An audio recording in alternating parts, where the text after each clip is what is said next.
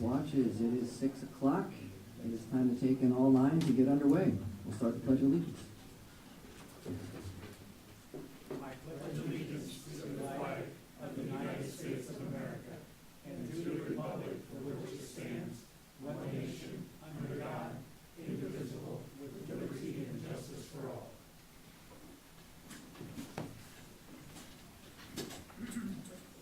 Welcome everyone in joining us for our continuous pursuit of excellence. Do you have a motion to approve the agenda? So moved. A second? Second. Roll call? Director Castro? Yes. Director Champion? Yes. Director Franking? Director Larkin? Yes. Director Lynch? Yes. Director McGivern? Yes. Director Smith? Yes. Motion carries 6-0. All right. We will start with 3.01, welcoming our representatives, the Honorable Moore and Honorable Vondran.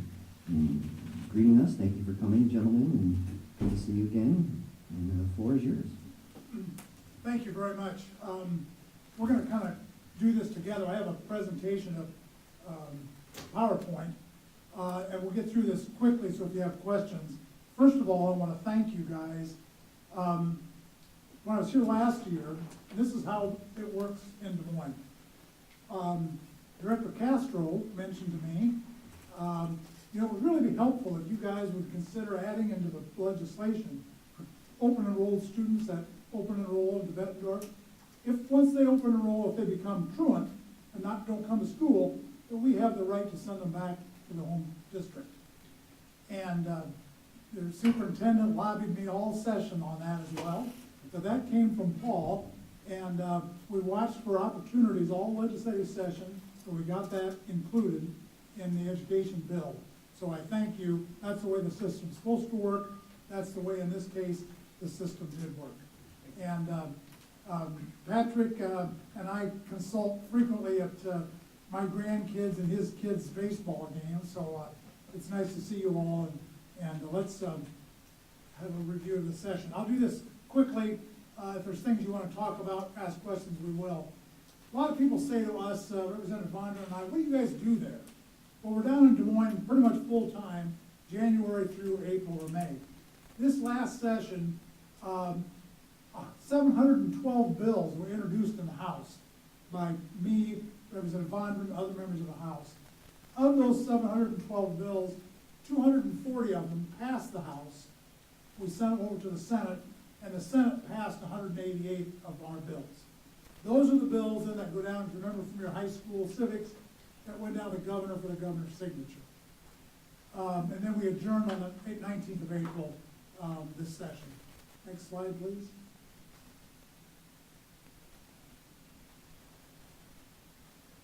We continued, as House Appropriations Chairman, I'm going to tell you that the money management of the state of Iowa is handled very professionally, and it is.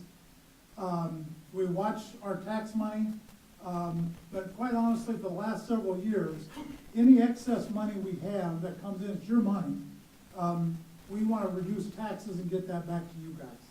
So while our budget increases a little bit every year, we have been able to reduce tax rates. And again, I'm not going to go through all of it, but 2 years ago, we got the Iowa tax rate down to a flat 3.9%. This year, because of increased revenues, we're able to reduce that tax rate now for next year, 3.8%. And we're going to watch it each year, but if we have excess dollars, instead of increasing spending wildly, we're going to send that money back to you. So your tax rate effectively will be 3.8% next year. Let's go to the next slide. This might be the most important slide for the whole night, because a lot of people ask me, Gary, as appropriations chair, how can you continue to increase spending for government and give tax money back? Aren't we going to run into a problem at some point? Well, this slide shows you, when we looked out 10 years, the blue line on that graph is state revenue. That's how much money we get from you guys, taxpayers. Our money comes from sales tax, personal income tax, corporate taxes. That's where all of our state money comes from. And you can see, actually this year it was about $11 billion of income. The orange line is the budget for the state of Iowa. That's our expense. And this year it's roughly $9 billion. So we have about a $2 billion in the black. So you can see if revenues do go down, and we expect they will at some point, there's still a big gap. We're not overly concerned. And quite honestly, when we give you funding for K through 12 schools, the last thing we want to do is give you a number and then have to come back and cut that because revenues aren't meeting expectations. We want to give you a number, and we want it to be a solid number you can count on. Let's go to the next slide. We have balanced budgets in Iowa. Illinois has a balanced budget as well. We just do it a little bit differently. In Iowa, we balanced our budget, cut taxes, increased our budget somewhat. In Illinois, they balanced their budget, but they eliminated a sales tax on groceries, saving them $750 million. But they did add in a provision that a year from now, the local governments, cities and counties, can reestablish that 1% sales tax on grocery items. We think that's kind of a slipshod way to balance the budget, so we're gonna continue to do it the way we do it here in Iowa. Let's go on to the next step. This one I get a lot, again, as Pope's chair. People say, Gary, where do you spend our money? This is pretty much consistent every year. This year, our budget with the start of July 1, $8.9 billion. The biggest share of it, you can see, and you probably knew this, is education. You know the old saying, show me your checkbook and I'll show you your values? Well, it's true for us as well. That light blue area of the state aid schools, that's for what you guys get. K through 12 public education. 43.6% of our budget goes to K through 12, and that equates to roughly $7,800 per student that you get, each school district gets. The dark blue is the new category that the legislature enacted last year, is the educational savings accounts. Now, that's kids that go to private schools. As you know, historically, we've never paid that with tax money. Now, 2% of our budget goes for kids. They get the same $7,800 per kid that goes to private school that what you get for public school. It's the same number. It was a very controversial bill. Some people voted for it. Personally, I voted against that bill, but it's now the law of the land.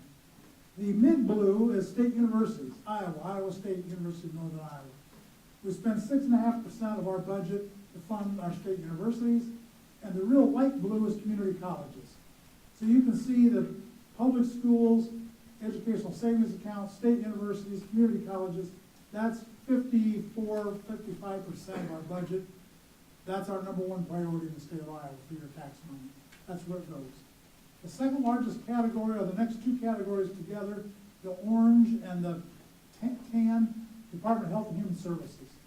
That's for health care for low-income kids, elder care, people who have no assets, or in nursing homes. That's the fastest growing portion of the state budget of Iowa. The olive green is corrections, that's our prisons, that's roughly 5%.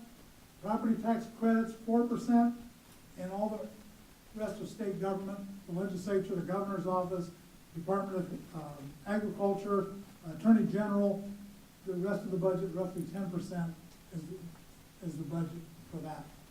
Again, those numbers, the dollar amounts change year to year, but the percentages with that big of a number pretty much stay the same. That's where your tax money goes. Next slide. Oh, yeah, let's go to the next slide. Again, I talked a little bit about this. We increased the SSA, the school supplemental aid, 2.5%.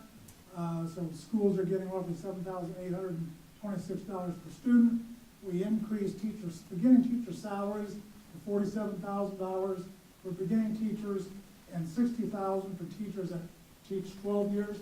Many of my friends who are teachers have called me and said, Gary, is that one-time money? No.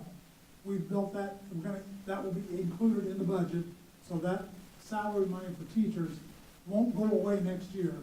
It will be built into your basic formula. Next item. Again, I talked about higher ed, community colleges, regional institutions. We increased funding in those categories. those aren't the amount of we give them, that's the increase this year that we increased their funding. That happens to be a group of students from Grinnell College came to visit me one day in the legislature. Next slide. Again, I'm not gonna get into the weeds here, and again, Mike, jump in here if there's any of these you'd like to talk about. We spent a lot of time and a lot of money. We've increased funding for mental health services. That continues to be a priority of the legislature. We're trying to create new like psychiatric fellowships at the universities to get people to go into those fields. We have a real shortage of people in those areas. Let's go on to the next slide. Again, mental health, substance abuse, those continue to be a priority, and we continue to want to increase funding for those. That will continue next legislative session as well. Let's go to the next slide. Here's another one. We talk about things from home. I mentioned about Director Castro. The head of the Y here locally, Brad, Brad, he called me one day. He said, Gary, we have a real shortage of funding to help fund our daycare centers. And it's very difficult for people to go to work if they can't have their children taken care of in daycare centers. And he asked that we consider increasing the funding for child care. So we added $15 million this year, not just for Quad Cities, but statewide, to help supplement salaries for daycare workers. Let's go to the next slide. This was a pet peeve of mine, which I don't know if you read about in the newspapers, with the debacle in the city of Davenport over the building collapse and the 3 people dying and the payment of $1.6 million. I introduced legislation to strengthen our open records legislation. I'm still not happy with the city of Davenport. They're still not forthcoming in giving data to the people of Quad Cities as to what happened. So we passed the bill, passed the House and the Senate. The governor, there was one piece of it she didn't like about it, she vetoed it, but we're having conversations. We'll reintroduce that bill next year.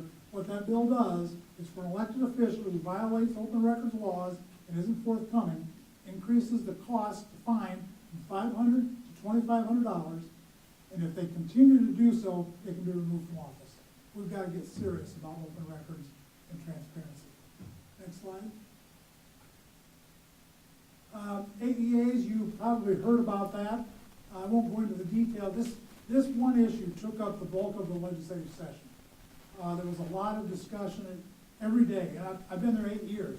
I never have had more emails on an issue in the 8 years I've been in Des Moines than on this one. But basically what the legislature did was they approved a bill to allow some of the money to come back, and Dr. Morse would probably can go into more of the details than I can, but allows some of the school districts to keep some of the money as opposed to it all going to the AEAs.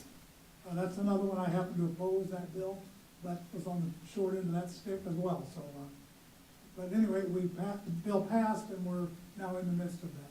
Let's go to the next slide. The final, I think this is one of the final ones. For the 8 years I've been there, I've heard a lot from people about traffic cameras. They're very upset with traffic cameras. In some communities, they're used as cash cows. Well, the legislature didn't do anything about that for years, because half the legislature wanted to do away with them, half the legislature wanted to keep them and regulate them. Well, we decided it's time to do something. So we passed a bill to change the law that prohibits communities from using them as a cash cow, traffic cameras. And if they want to keep their traffic cameras, they have to prove with data that it reduces accidents, saves lives, slows down traffic. If they can't prove it with data, they can't keep their camera. And so what's happening right now is July 1st, any community that wants to keep their camera or get a new one have to apply to the Department of Transportation. They have to provide the data by July 1st. The DOT is now reviewing all that data. And October 1st, to watch your local media, October 1st, the DOT has to inform those communities whether or not they can keep their speed cameras. If they can keep them, still can't be used as a cash cow. The money they get from it can only be used for police vehicles, fire vehicles, anything dealing with public safety. Okay. Is that the last one? The final one is our fiscal picture. As I mentioned to you, I spent a lot of time on this. We have about a $9 billion budget. We're gonna end this fiscal year with a $2 billion in the bank. Cash on hand. We've got $1 billion in savings accounts and $3.76 billion in taxpayer relief funds. That's how we're able to fund increased costs in government, but also give money back to you guys in reducing your taxes. So I think that's that last slide. Mike, you want to jump in? Is there anything or any questions you have? Come on up here. Thank you, and again, thank you for inviting us tonight. It's kind of always hard to follow Gary. You know, it's like I'm sitting back here checking out what Gary spoke about that, check, and so forth. What I can do is maybe add a couple of other details to some of the legislation that's been passed, especially with regard to the educational committee. Under House File 2612, the AEA bill, Gary mentioned in detail the teacher pay increases, which we're very proud of. Iowa is now the 5th highest in the nation. That should be a wonderful tool for your recruitment. And so we're looking forward to hearing good commentary and good feedback on that. But this bill also allocated $23 million for teacher supplemental pot to schools to help pay for compaction issues that might occur through this process, realizing that there is somewhat of a vacuum created by this possibly. So there is a pot there to help with that as well. I've heard some concerns, and I think Gary addressed this. I've heard some concerns from folks that think this is one-time funding. It's not.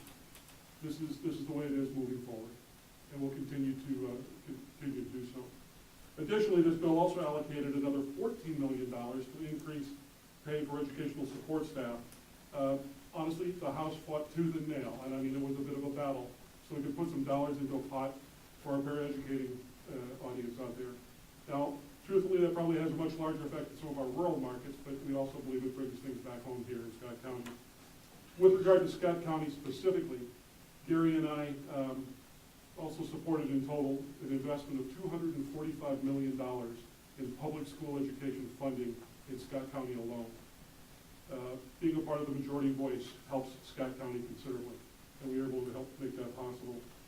Continuing on file 2612, one of the things that doesn't get enough conversation is in an effort to try and fill that workforce gap, we now have a change that allows retired teachers to return the next year without affecting their IBRs. Again, opening up that pool of potential talent. Well, some of our greatest talent will walk out the door at retirement, wanting to create an incentive that allows them to come back without having any ill effect on their house and on their budget. I'm jumping over what Gary mentioned and what he did. I just want to give the House a little bit of a plug, and our colleagues in the House too. I know we settled on 2.5 ultimately, but your House members did fight for 3%. We went in strong after that, and as a lot of things can occur, sometimes you have to kind of come to an agreement to get where you want to go. And we did work hard for that. With all the additional new dollars that were incorporated this year into the public school system through these various programs, the end number actually works out to be about 5% rather than 2.5 for this past year, just as a point of clarity. As some will say, the majority is underfunding public schools. I just would like to share with you and be on the record that in the last decade that your House majority has contributed an effort that brought nearly $1 billion of new funding to public education in the state of Iowa, to public education in the state of Iowa, and has not defunded. That hasn't occurred for quite some time, but it did, but it wasn't under this body's watch. I just want to be real clear on that because there are mixed messages that I think are shared out there because I'm seeing them, and I just want to be very clear on that. Again, within 2618 too, there was also the early literacy bill attachment to that. I didn't notice at the time. One of the great things about this gig is you learn something new every day. Iowa was the only state in the nation that didn't require this. Iowa, the leader in education, did not require early literacy competency for instruction and teacher licensure. That shocked me, but we do now, and we'll continue to. Some changes in the AEA bill. Again, there were some comments with regard to some concerns, I think. It is a work in progress. It is the law of the land today.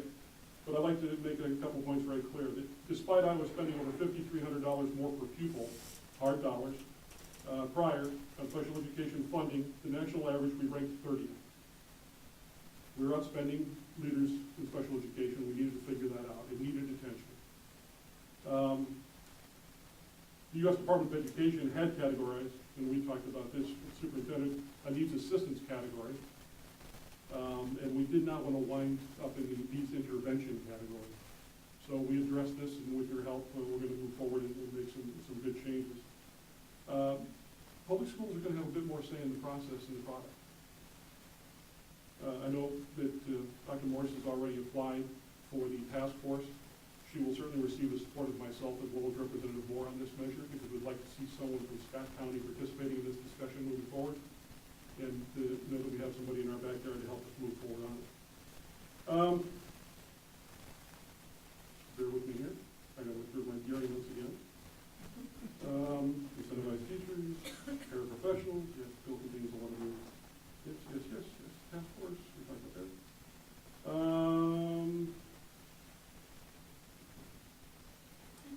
Let me clear up a few more concerns. I guess I'm the guy that gets to do that, because I think it's important, because there's some misinformation out there.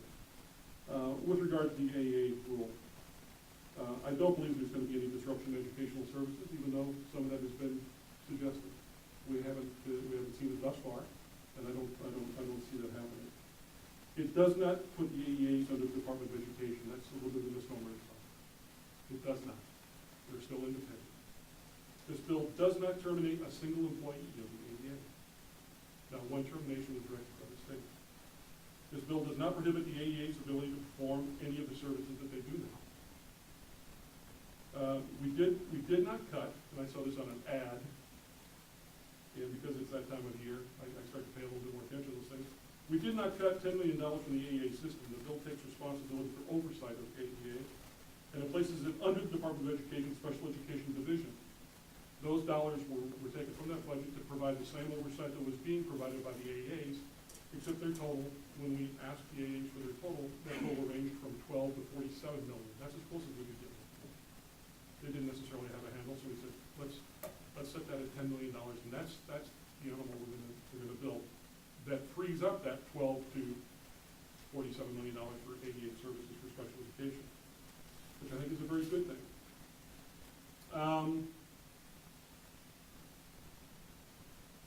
There's also a claim out there that $32.5 million have been removed from the ADAs on our standings bill. That's a bit of a broad oversimplification. As you know, being members of this board, that the additional $22.5 million I'm referencing, rather than that $10 million, is an annual deduction that's taken place since 2009 that was put in place by the governor of another party. It's just been the formula. Rather than going back in and reinventing the wheel, that has been the policy since that day. So we've been living with that. Now, speaking for myself, I do think we should take a look at the formula. I don't know if you've ever seen a flow chart of the funding formula, but it's confusing. It's all that. My God. I think I can read through a few things, but I get lost. And with your help, again, I say sincerely, with your help, I believe we can build a better mousetrap. We can build a better funding formula. Some things that, when we talked about, some things that did not make it all the way through, that were sent to the governor but have not seen the completion yet, to revisiting Iowa's educational standards. That will probably be a topic that will come back this coming session. Alternative teacher licensure will also be another topic that will come back. I'm quite confident of that. I know Dr. Morris had asked what might be some things that I could project would be coming down the pipe. I also am taking a quick peek at your priorities, your legislative priorities, because you were kind enough to forward those to me. I apologize, my allergies are bothering me a bit tonight.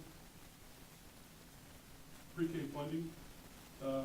Again, this body has never cut K through 12, pre-K through 12. I don't foresee that being an occasion that we're going to be worrying about today. Mental health, it's very important to every member in that house, both sides. I can assure you that. One of the things that we felt was impacting mental health were the use of cell phones. We started to move some legislation forward with that, pardon me. But it seems that schools are already starting to adopt that rule on their own, which we find very encouraging. I find very encouraging. We passed legislation also including, just as a side note, including the suicide prevention phone numbers and info that be placed on student IDs. Again, trying to keep that really top of mind. And with regard to loan forgiveness for professionals, we do have a program in the state of Iowa. You can find that on the website. But again, this is where I ask you, and I'm sure Gary would agree with me, we're open to suggestion. We are there to represent you, and your input is valued. If you can provide us with concept and idea, why not send it our way? It's worthy of a conversation, right? The start date, there's a lot of conversation with regard to that last year. No action was taken. I'm pretty sure it's going to come back again for more conversation. With regard to school choice and ESAs in total, another, and just kind of following up a comment a moment ago, we're open to conversation on all fronts. It's time to watch what we do and make sure that the legislation that we put forward is effective and serves the audience that it's intended to. But you guys are on the front lines. We do want to hear your perspective. We don't sit there and just create these things in a vacuum. So your input is greatly valued. I can take a moment here to thank publicly and congratulate the superintendents that I work with, and it's Dr. Morse here and Superintendent Schneckloff, and also North Scott Schools with Joe. You're all very involved, and that's helpful. You come to Des Moines, you come in a pack, you work together, and you have a common mission, and that's very much appreciated. It truly, truly is. And I guess, other than that, I think Gary's kind of covered it all. Unless you have some questions for us. Wait, hold on a second, the superintendent has something. I want to make an announcement to our audience that's watching at home. We apologize. One of our cameras is down and we're not able to get that challenge fixed. So therefore, those at home are only able to see our audience and potentially the computer that Celeste is sitting at. So we apologize that you aren't able to see our board of directors tonight. So thank you for your patience. Okay, I think let's go around the room here counterclockwise. This way. I'm gonna start it out. So could you speak a little bit to SSA? You said the House was at 3, the Senate was at 2.5. I mean, why not 2.75 between the two and call it good? And just, the inputs that go into the development of Wade Lab. Let me address this one because I'm in those meetings. The House has 100 members, the Senate has 50, we have a governor. So for anything to pass, you have to have 51 votes in the House, 26 votes in the Senate, and a governor has to sign it. The House passed a 3%. The Senate tends to be much more conservative when it comes to these kind of expenses. So we knew they weren't going to go to 4, 5, 6%. As I talked with my counterpart over there, I knew they weren't going to do that. So we tried to push the envelope. We passed 3%, thinking, I don't know that we're going to be able to get them to go any higher than that, but let's put them on record as having to hopefully match 3%. They wouldn't go 3%. We talked about 2.75. Wouldn't go 2.75. It's like any negotiation, in this room or in this school district or in the legislature. You gotta walk out of there with something that's gonna pass. And as you know, we have by law, we're bound to give you guys a number within 30 days, approximately when the legislature convenes. So we don't have all session to negotiate this. So that's how we ended up, Patrick, with the 2.5. Sure, I would prefer the 3. Actually, I would have preferred 3.25. But I knew we weren't gonna get the Senate to go along with it. All right, thank you. I prefer 3.252. Director Kester. Gary, just a quick follow-up with what Patrick just asked. Why would they not go higher? Because they know we're struggling, increased costs, increased everything. Why, I mean, just in a nutshell, why would they not go 2.75 or 3? Well, and Paul, I don't want to mislead you. It's not that they're opposed to public education. We run into this in dealing with the Senate on every issue. If we propose spending $3 billion on health and human services, they want to cut. They have an aversion to spending as much money as what we're willing to spend. I showed you the numbers. We feel we can afford those kind of costs. We can afford 3% SSA. The Senate is a much more conservative group who doesn't want to spend as much money as what we do, which is why we tried to jump out first, pass the bill, so we're the first one to take action on it. I may have told you this in the past. We put that bill in there that we gotta give you the number 30 days so you guys can plan your finances. David probably would understand this. But that really kind of hurts you guys, because we're bound by law to use the revenue estimating conference, the group of 3 people that estimates state revenue. They meet in December. And whatever number they give us for a total number, we cannot build a budget exceeding that number. They meet again in March. So if they meet again in March, and their revenue estimates for the state of Iowa go down, we've got to cut those budgets. So now, enter into that the fact we've got to give you guys a number in 30 days. We don't want to give you a number, and then in March have the REC lower the expectations and have to come back to you and say, whoops, we're going to have to cut what we gave you, or what we told you we're going to give you.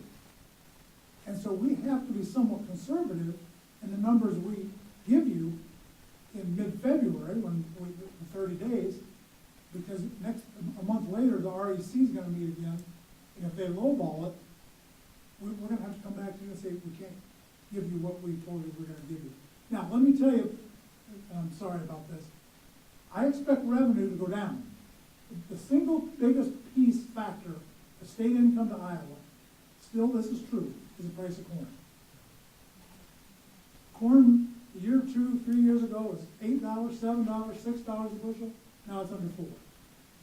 I expect revenues for the state are going to go down. Proof in point, look what's happened to John Deere. Price of corn, they're not selling product.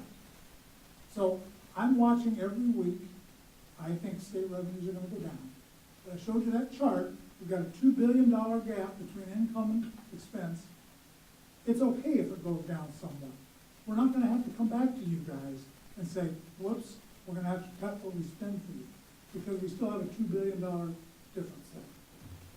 I just share that with you. Those are the balls they're up in the air as we make the decision. We want to give you as much as we can that the Senate will go along with, without having to come back later and cut those numbers back because of the REC estimates or because revenues decline. Just another question.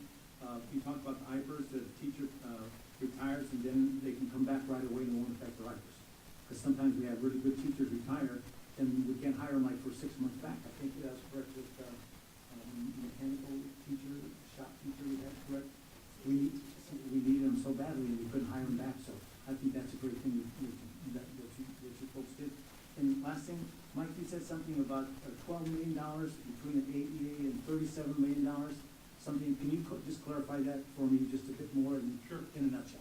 Those are the numbers, that 12 million to $47 million were the numbers that were provided to us by the AEA with regard to their administrative costs for the year. Yes. To administer the AEA. Then, did you throw out a number like 37 million or along with that or no? I was writing and I might miss that. When we asked them, how much does it cost to run the AEA at the top level? Because that's what we were talking about moving over to the special education department within the Department of Education. And they said to do that will cost you $12 to $47 million. That's as close as we could get them on that number. Well, we had determined that it would take about $10 million. And that was the budget that's been moved forward to initiate that process. So that leaves $37 million out of that hypothetical number that that's freed up in their budget. All right, thank you, Dan. Thank you. They no longer will have that responsibility. There's $37 million. You don't have to invest in that responsibility. Good. So just to quickly go back on, so So you'd mentioned, so this is a new environment we're in for the TSS because of that teacher salary bill, the 47.5 and the 60,000 after 12 years. So as I understand it, there was a criteria that was put into place on top of the normal teacher supplemental salary criteria to help with that gap, to help districts meet those numbers and that requirement and make those adjustments. And then there's another jump next year, if I believe to the, I think it's 50? It goes to 50 for starting teachers, and it'll go to 62. 62 for the- 10 years, for for the 12 years. Yeah. And then but it sounds like based on, if I'm hearing you guys correctly, I just want to confirm, that adjustment in the TSS is meant to keep happening Yes. after just this year, next year, and it's gonna continue. I guess, I don't know what insider information, will that kind of readjust the way the TSS whole methodology is for this, because I know it's all based, I know there's a lot that goes into that. Enrollment is a big driver to that, and, you know, there was a, percent increase from last year to this year, but then there was that, equalizing money and things. But is that just gonna, I guess just insight as to how that will work, will that process change a bit so that it can be incorporated in year after year? Yeah, the thing we wanted to assure people, again, as a budget guy, we can't be appropriating money for 1 year for teacher salaries, and then next year say, oh, sorry, you're not gonna keep it. So all I'm saying is, we're gonna build that increase into the base budgets for public school teachers, K through 12 funding. That will be built into the budget forever. Okay. It won't, it's not gonna be for 5 years, it's not gonna be for 3 years or 10 years. It's just gonna be built into the budget. We think the teacher salaries need to go up, and if that's true, we need to fund it, and we need to keep it going year after year after year. So the base will increase to compensate for that. Okay. And next year, the base will increase to compensate for the 50 and the 62. For that next round. And then, but then, like you said, the big word is their compaction, right? And so that will be adjusted into that TSS portion as we go along. So, okay, perfect. Thank you, guys. I'll leave you both alone about the school funding formula. Gary and I have had plenty of late night conversations about that. I will compliment Gary, he always returns my phone calls, even during session. This isn't specifically related to public schools, but it impacts the proliferation of vape devices across the state, and what I term as a complete lack of control over them. Do I have any high school administrators here? No, I have a middle school one here. I'm talking to you as a law enforcement member, I'm talking to you as a parent. I'm sure I can't imagine you find a single school administrator in this state that would not say that they're covered because they are. There's several obstacles here, the lack of any sort of sourcing on them. Like, I have no idea if I find a vape, I have no idea if it's sold in Iowa or Illinois. We're not required to stamp them or put like a drug tax stamp on them. It's a device that's sold in retail establishments across the state. Like, the tax should go into prevention and enforcement, and for schools to get technology to put it into. So I would just encourage you to look at those standards throughout the state, and it is, I understand they're sold like tobacco products, but it's a pretty unregulated industry. And they are showing up everywhere. I'll tell you, I did a traffic stop on a car 2 weeks ago, I pulled 14 vape devices out. And they were underage kids. And the problem is they're everywhere, and there's no really way to trace them back. One of my roles in the House is I serve as the Vice Chair of Public Safety. Yeah. This has become a public safety issue, and I'm pretty confident it's going to wind up on our agenda. It's right at the top. I was talking to a gentleman, Josh Hermansky, who's the Operations Director at Davenport Schools, and he was telling me about the plumbing problem that these things are creating, because apparently they walk into a bathroom, they flush them. And then they're clogging up toilets and clogging up pipes, and they're busting pipes. And he told me this is from Josh, you have to give him a call, but I think he pulled like 800 units out of their plumbing system. Think about that. And it sets off their halo system like crazy. So it's a real concern. So it's going to be pretty high up on the list coming back in the session. I'm confident of that. It seems to me it's a very common sense funding source. It should bring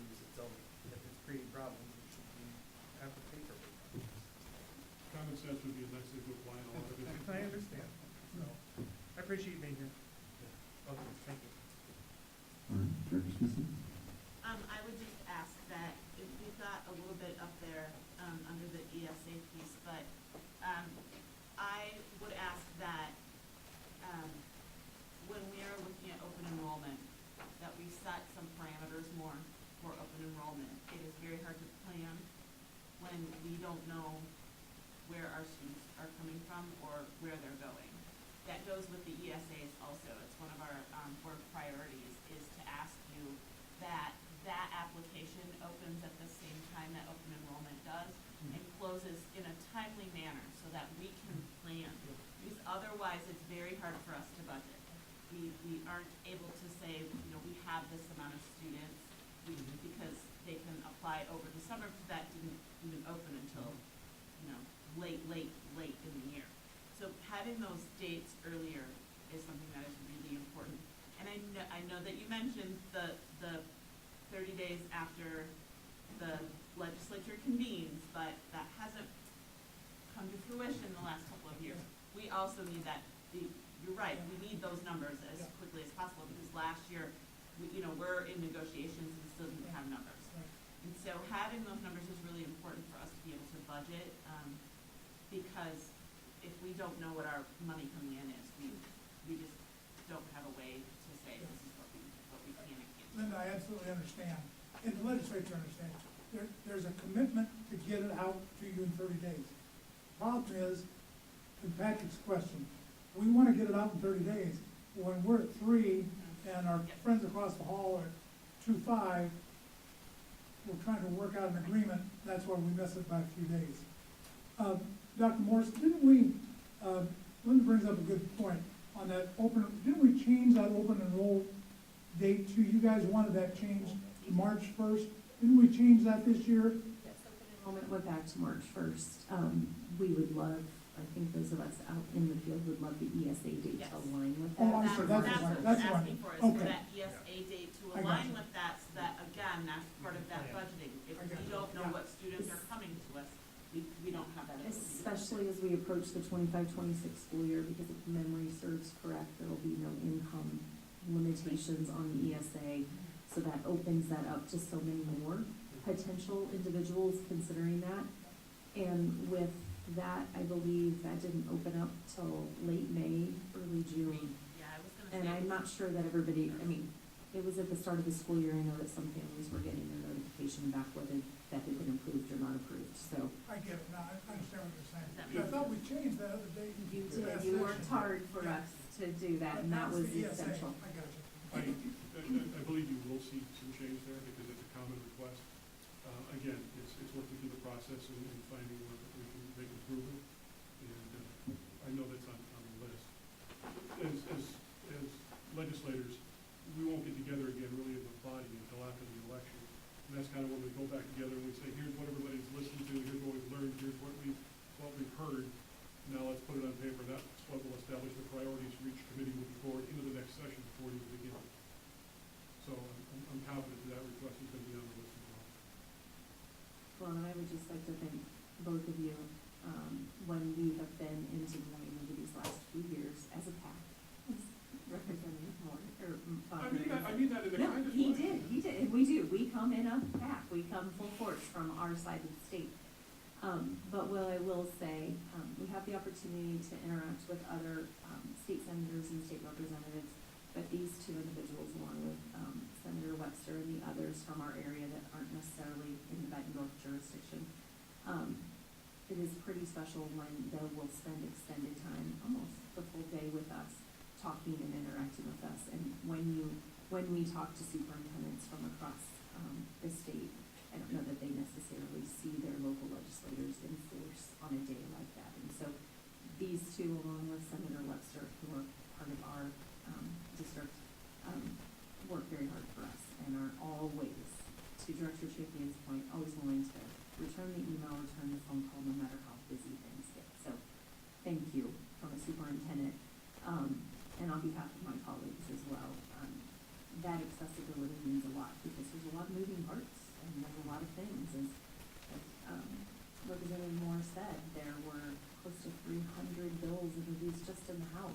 and over 200 of those made it out of the Senate and the House. So there's a lot of stuff that's changing quickly, and that accessibility is key to what we do.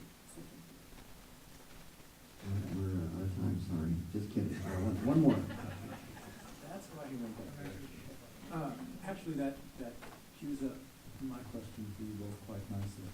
And I was a little surprised, you didn't mention the new chronic absenteeism law that was enacted that definitely impacts schools. My sense right now is a number of school districts statewide are probably scrambling to try to meet the letter of the law and are discovering loopholes and cracks and challenges. And I imagine that a lot of districts will be coming to you saying, we're for this, that sometimes you can let the state be the bad guy, right? It's like, you've got to get your kid to school. It's not me, it's the law, so let's get it together, right? But I imagine there'll be some tweaks and things, and my sense is you're both open to hearing and trying to make adjustments to make it work as well as intended. Yeah, absolutely. The challenge is we need to, and you'd be shocked what we don't do. So it's very helpful. Don't think that you're going to overburden this with anything. You're not. Maybe that's what the occasion is for some folks. Well, they got too much going on. No, this is what we do. This is why we're here. You are our direct line of communication to the body we serve. And again, I'm going to expand on that just a little bit too. If you have a creative thought, if you have a creative solution to a particular problem that's been identified, share it with us. Really, it's worthy of consideration. It's worthy of conversation. That's how we make things better, because we always can make things better. It's about time we think we've got it figured out, and we want to start figuring out how we're going to make it, for the next go around. So don't ever hesitate to reach out to Representative Moore or myself at any time. We're more than happy to carry that water, and that allows us to go back into caucus with our body and say, here's what's cooking at home, and we should be paying attention. And then the conversation starts with somebody else raising their hand. Well, I heard the same thing. I heard the same thing. That's where the momentum begins. Thank you. Well, I'm gonna piggyback off of Richard really, really quickly, because of and I hadn't thought of that with the absenteeism. I also work in a district very near here, in a rural district, and something that happened last week was we had some safety concerns. That's been going around, and we had parents who were very upset with the truancy piece because they didn't feel safe sending their kids to school that day. It's something that you might want to consider adding into that bill of, how can we determine what's excused, what's not excused in that type of a case, because that was a huge issue in that particular district. I had kind of an unintended situation pop up the other day that was not necessarily a bad thing. A parent came to me and said, because of my job, we can only take a vacation at a certain time of year. And I was told that if I take my child out of school for these 5 days, that I'm going to get a visit from somebody. Is that the way it's supposed to work? Well, by the letter of the law, by rule, it is. So, again, another example of how we can go back into things and reference a bit of a cleanup. Because we don't see everything in the crystal ball the day we're there, so we need that feedback. As everybody was talking, it made me think, it didn't gain a lot of traction because of the AEA bill last year, but that whole conversation around the administrative costs cap. I would say as the session gears up, I don't know where that is, I'd like that not to become, or that you really spend time talking to those of us in the field. Because as I look to some of the changes just within the last year, and in an effort to protect teachers, and building administrators can support certified and classified staff so they can be in the classroom supporting students, right? There's things such as now that attendance walk that has a lot of extra pieces that require tracking, notification, letters, etc., right? Meetings, because once they hit a certain threshold, we've got to make weekly contact with families. So that's a lot of extra time, and I don't intend to put that back on a teacher's plate, right? They've got their hands full with navigating their classrooms. The AEA bill, and with some of that local control coming back into our district, that's going to require additional support. The literacy components to that literacy bill and the individualized learning plans and how are we supporting teachers increases. You both have mentioned the need for we have increased needs around brain health and mental illness, and trying to support families in that. And so I think just as we think through those things and what that could look like, I am not an advocate to say that we need to be overly burdensome at the top, but as we have been processing over the last 4 to 8 weeks, all the changes in the legislation and what that's gonna look like for our district, it does add a component. We have 2 choices. We either put it to the people closest to the classroom, which I don't believe is the right thing to do, or we have to have some of that staff outside of the classroom to be able to support that, so we're compliant with the law, but we're also supporting families and students. Just something that came to mind as a couple of you were talking.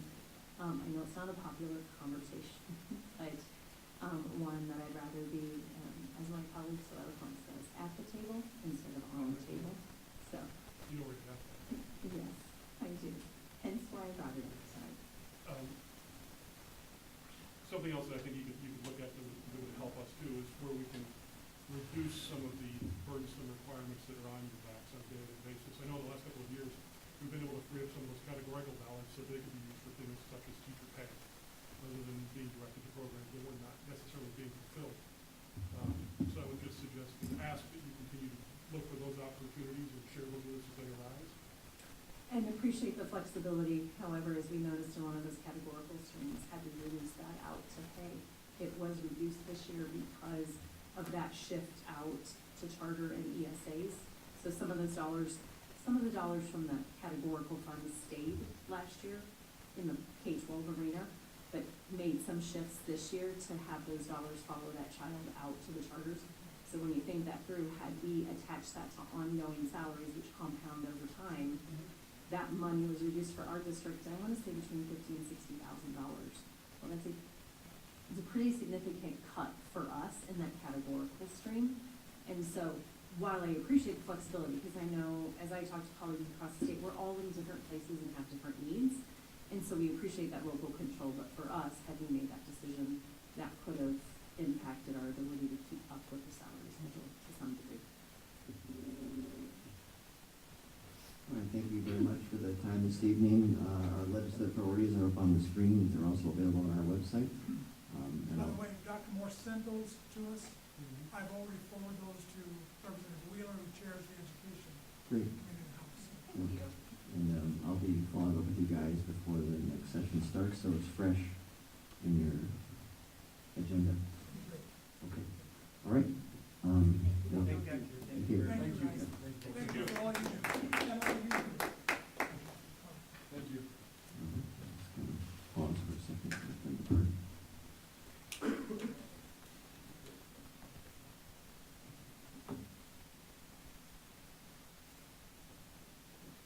All right, next up, 3.0T. It's time for those members of the community and audience that wish to come and address this body. Please check in with the board secretary. Keep your comments to 3 minutes and please be civil. Yes, sir. Please state your name and address for the record. My name is Cody Schultz. I live at 2118 Olympia Drive in Bentonville. I just wanted to discuss an issue me and my family had on going to the homecoming football game on Friday. We didn't know ahead of time that I guess we've gone to a cashless stadium. I don't know if this is the board or the right audience for this, but I at least wanted to bring it up to you guys' attention. Going cashless at the football stadium has created a couple of negative issues. There was a group of girls in front of us. They had to actually call their mom and dad because they just had cash on them. They were only 12-year, they were middle schoolers or so. So they had to coordinate with Apple Pay with one of the people and give cash to that one person. So they were scrambling to figure out how they could get in. They thought they'd have to go back to their parents, get a card or something. They were able to figure it out. Additionally, I wanted to say that when we went up there to go pay I have a kindergartner and I have 3 others, and we're all in this district. My wife grew up in this district. I went to just down the street since 5th grade. We got up there. They said, okay, this is how much it's going to cost to pay. We gave them the card. Took it a minute, fumble around. They gave us back the cards and go ahead and go through.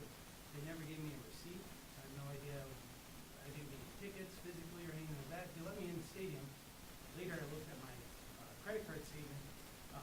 There was no transaction that happened. I feel bad about that. But I'd like to see cash be an option again.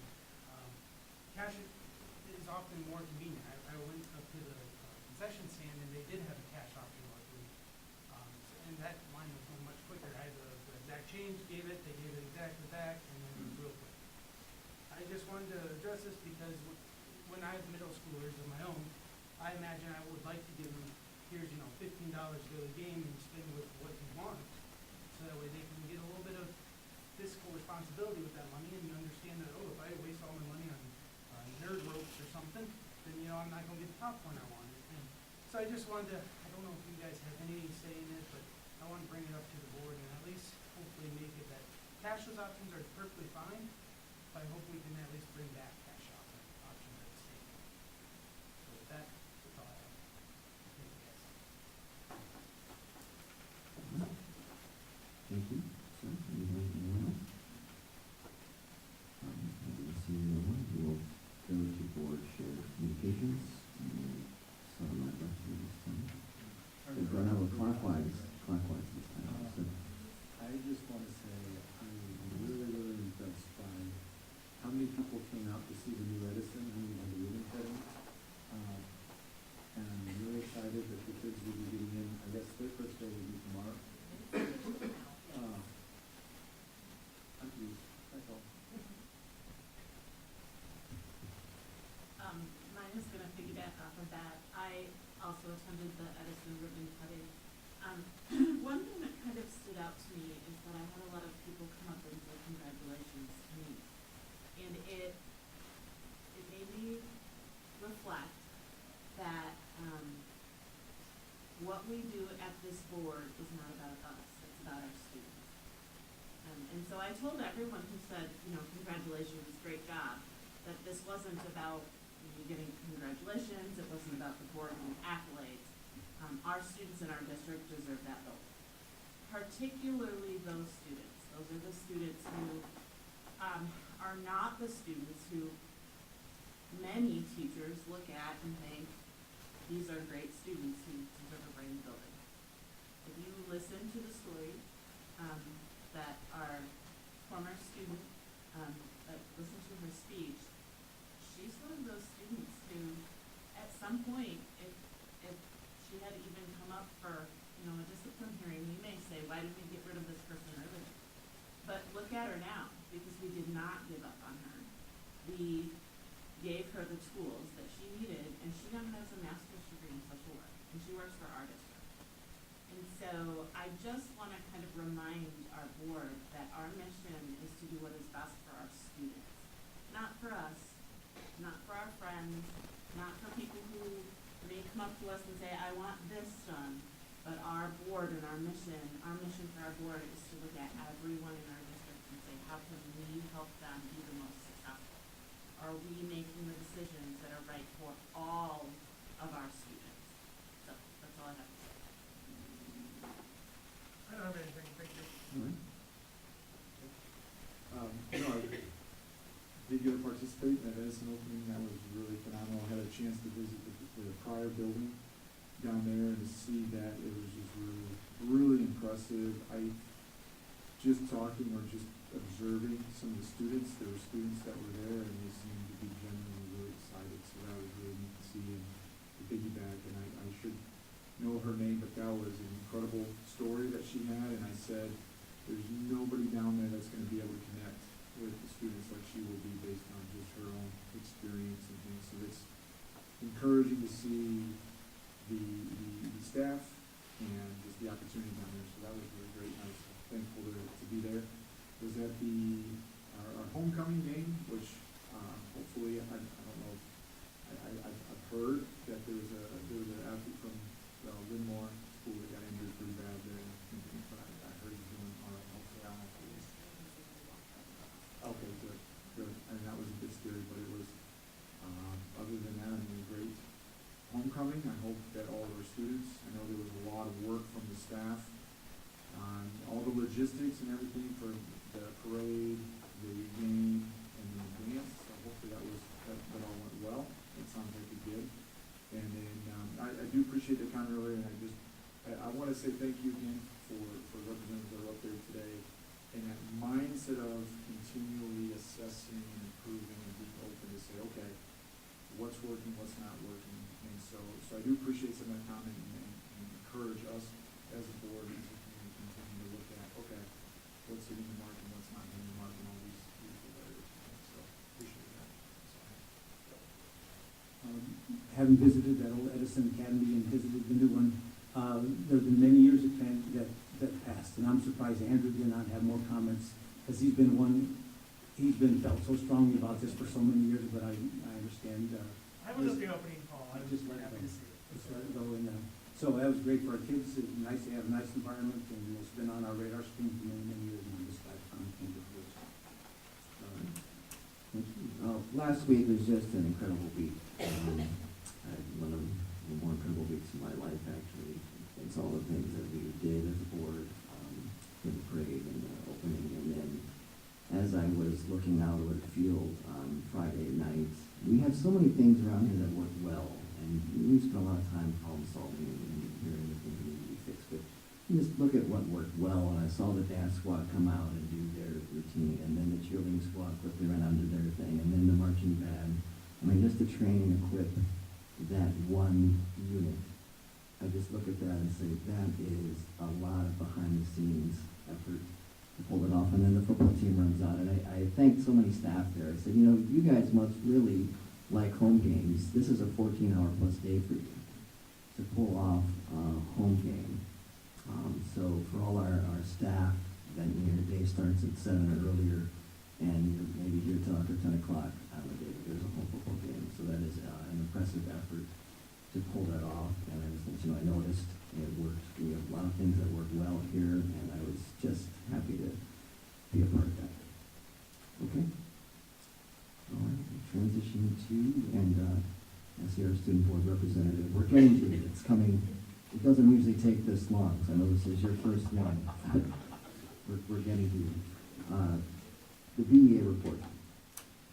So the BEA let me know earlier this evening, or afternoon, that they would be unable to be here with us tonight, so they sent some updates that they wanted us to share. So first, the building administrator and association representative meetings have started. Association representatives have held their monthly meeting with their building members. Their committee chairs will be assembling their teams and start meeting next month. We are looking forward to our first session of interest-based problem solving coming up in October. Emily, BEA president, had her first meeting with the new ISEA leaders and key legislators last week to discuss policies and new business items. To present, she's been engaged and participated in leadership opportunities with various ISEA leaders and looking forward to her National Education Association leadership session in December. ISEA President Josh Brown will be coming in October to visit BEA and other local chapters. It was a wonderful homecoming. It was fun to see all the events that the community school district can be engaged in over the days. Thank you for all you do, and she looks forward to seeing us at the next board meeting. Very good. That's a report. Good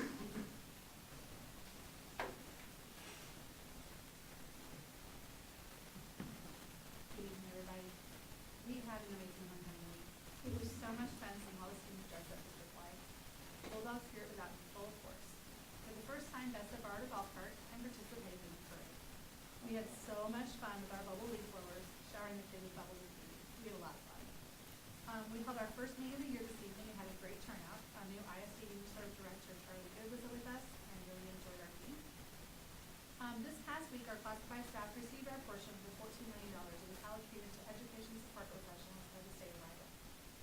We would like to thank the district for working with both BESA and the state on behalf of the staff to ensure that we completed all the required paperwork to receive that payout.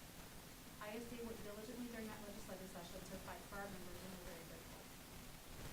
BESA is currently working on their application for an ISEA community outreach grant. The ISEA community outreach grant encourages members and local associations to collaborate and create community projects. The funded projects should meet identified needs within the community, be sustainable, and help build visible foundations for deeper relationships within the local and students, families, and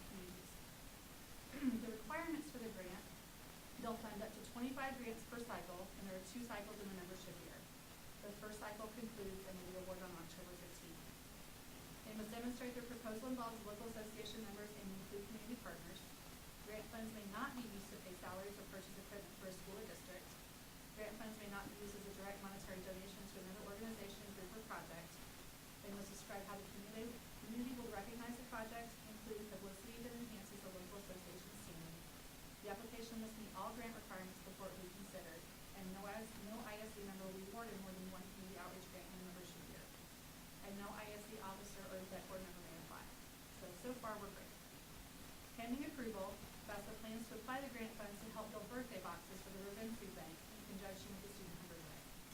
These boxes will include an aluminum 9x13 can with a lid filled with a cake mix, frosting, candles, balloons, and a can of Sprite with the recipe for baking the cake. The reason for the Sprite is that it will allow families to bake the cakes without the need for expensive items like eggs and milk. We believe every child deserves a birthday cake. Shout outs this evening. Chad Beauty at Mark Twain would like to recognize paraeducator Melissa Hart. Melissa goes out of her way to be loving and caring to her students. She always seeks out learning opportunities to become better at her job, and she's amazing to students. Emily Henneman at BMS would like to recognize custodian Mary Roberts. Mary has been subbing in the middle school, and you would never know it's not her home building. She works tremendously hard to ensure our school is clean and looking great. She's consistently positive and a friendly face for all students and staff. Thanks for everything you do to make First Lady High School ready to get the back in the spring. Jill resident Grant Wood would like to recognize preschool paraeducator Glenda Allison Glazer. Glenda is truly an invaluable asset to our school, embodying dedication, compassion, and expertise that significantly enrich our educational environment. She has remarkable ability to connect with our youngest learners and provide tailored support that fosters each child's growth and development. Glenda's unwavering patience and enthusiasm creates a nurturing atmosphere where curiosity and creativity thrive. Beyond her direct interactions with students, her collaborative spirit and willingness to assist in various classroom tasks enhance the overall effectiveness of our team. Glenda's presence not only supports the educational journey of each child, but also strengthens our community, making our school a more vibrant and inclusive place for everyone. Please keep sending those shout outs. I'm looking forward to seeing some for the district office soon. Have a great night. Yeah, quick one question, Melissa. Almost made it. So So close. I know the DEA is going through a recertification process this year. Does the ESA have to do that as well? We do, and our recertification vote takes place October 8th through the 22nd. We met with Charlie this evening. Information came out from the district on Friday to all 3 groups, mandated by her, and we're beginning to send out information as well on how we want our members to proceed with that. So there'll be a lot of emails going out very shortly. Any other questions? All right. All right, young lady, you're up. And as soon as you get done, you can go home and get back to work. Well, how are you guys feeling tonight? Good. Okay, well, I can tell you that student council definitely tired. As many of you know, this past week, Bendorf hosted its annual homecoming. To many, homecoming is just a school dance, but to student council, it's so much more. We believe that it's a district-wide event to bring together our Bulldog pack. To kick off this mission, we began at the elementary schools, hosting our annual prep assemblies. At the elementary, we used various activities to get the kids excited and to know that homecoming, it's for them too. We brought volleyball players, football players, cross-country runners, cheerleaders, and some SCUCO volunteers. We played a sports medley, where the students, the elementary students, got to either bump the volleyball, throw football, or run. And they had so much fun. And something many of you have seen in the pictures, we gave them a little certificate, and they were so excited once they got it. After we played a little game of tug of war against some football players, about 10 kids and their principal, and let's just say the football players were trying, and they still managed to lose to some little kids. The opportunity to interact with the younger kids truly makes a difference. Every single kid that I looked at had a smile on their face every time when we walked in the room. Each year, one kid asked me if they could hug me, and of course, I always say yes, and it melts my heart every time. The pep assemblies form an unbreakable bond and bonding experience with these elementary students. hosted our annual Film on the Field, which is, for those of you who don't know, it's where we have high schoolers, we get to watch a movie out on the football field after dark with these big screens, and lay down on the blankets, and there's food, and it's so much fun. It's a great, home before the storm homecoming event for everyone. This year we watched Paul Blart Mall Cop 2, which definitely wouldn't have been my choice, but while I did disagree with the majority for the movie, I did agree with them for the Spirit Days. This year we had USA Day, PJ Day, Soccer Mom versus Barbie Dad, which was hilarious to see all these people dressed up, Jersey Day, and to end it off with Hogo shirts and black and gold. The Spirit Days bring a way to have fun and show that we have pride for our school. Another way we brought pride for our school was through our parade. We had a large show and definitely gave some of these kids too much candy, but they loved it. We were able to showcase the wide variety of clubs and activities throughout the district. And of course, what better way to end our parade day than to do a little powder puff game. Directly after the parade, we had an intense flag football face-off between the junior and senior girls. The juniors were up 6-0, but then somehow all of a sudden the seniors were up 9-6. Still wondering how that happened on the scoreboard. The powder puff game allows the girls the opportunity to play football and show that it's not just a guys' game, it's a girls' game too. Speaking of football, what a game that was on Friday night. The Bulldogs still carry on with their undefeated season, winning against Linn-Mark 27-24. Not only did we play football that night, we also coronated our homecoming king and queen, Sawyer Fields and Mackenzie Schaefer. I would like to say that all company court deserved a chance to be king and queen, and every single one of their skits were hilarious. Earlier that day, which is where the skits happened, we had not one, but two pep assemblies, one for the middle school and one for the high school. Being able to go to the middle school means that we could show them that homecoming is also for them. They were all so excited, just like the elementary students. Well, they didn't show it in some of the ways that elementary schoolers do. They were definitely excited. And they were especially excited to do a thing we do at the high school called Bulldog Spirit, which is where we have the cheerleaders or the goal dusters do this chant, and everyone in the student section responds. And they were so good, especially the 8th graders. They were definitely better than this year's freshmen, even though they've never done it before. As for high school, we had some amazing performances too. Our goal duster football dance was incredible this year. I think it's the best I've seen. And the cheer one was pretty good too. We had Hogo Court perform their skits, which are always funny, no matter the year. And of course, we ended with Bulldog Spirit and an activity. This year for the activity, we played a little game. We had this game called Hungry Hippo, but we changed it a little bit. It's where this year we had 8 volunteers, 2 from each grade, come down, and they would one would sit on the beach towel, and the other one would drag them, and they pulled them across the gym, and then they try to grab as many balls as they could and come back and put it in their hula hoop. And it was really funny to watch, and I definitely think that the high schoolers had a lot of fun.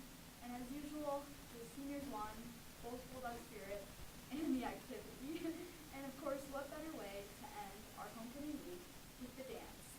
We had a large show out of, I think, about over 1,000 students come, and it was a great fundraiser for us, and the kids definitely had fun dancing. Overall, homecoming week is a week full of spirit, fun, and joy. Something that many students forget about from all the work from classes, clubs, or sports. So when you look back at all these pictures and memories, remember that as students, we need this to not only have something to look forward to, but to have something to bring everyone in the district together. However, the work with student council does not end as we approach our Hunger Drive season. I encourage you all to donate, advertise, and help us to ensure that fewer students go on wondering where their next meal will come from. And thank you for letting me speak. I'll take any questions now. You guys have them. When is the Hunger Drive season? So kickoff is September 30th, and I believe there's a live stream if you guys would like to watch. If you want to watch our skit, this year's theme is pitch perfect for us. And then the season ends about a couple days after the 1st of November. Shreya, I emailed, why can I not think of his name right now? Finn. Okay. I emailed Finn, and Finn was generous enough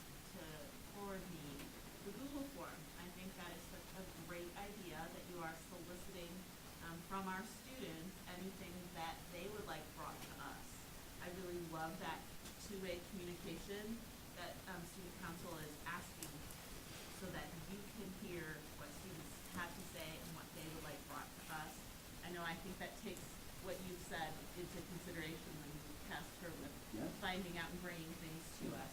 Finn was able to share that with me, and I was able to see that form, and I think that's a really great way. I would encourage people to use that to let us know, how our students are feeling about the things that they're seeing. So I think that's a really awesome thing. Yeah, we have that actually bookmarked like any like important thing on our Chromebook, so students have access to it, and that will be a section in my speech every time. But this week, we also did not have any comments this week yet, but we're trying to get more people to speak their voice. All right, thanks very much. Thank you. And thanks for waiting up. Next time, I can't give any promises, but we will generally get to you earlier in the evening. Thank you. Have a wonderful night. All right, Madam Superintendent.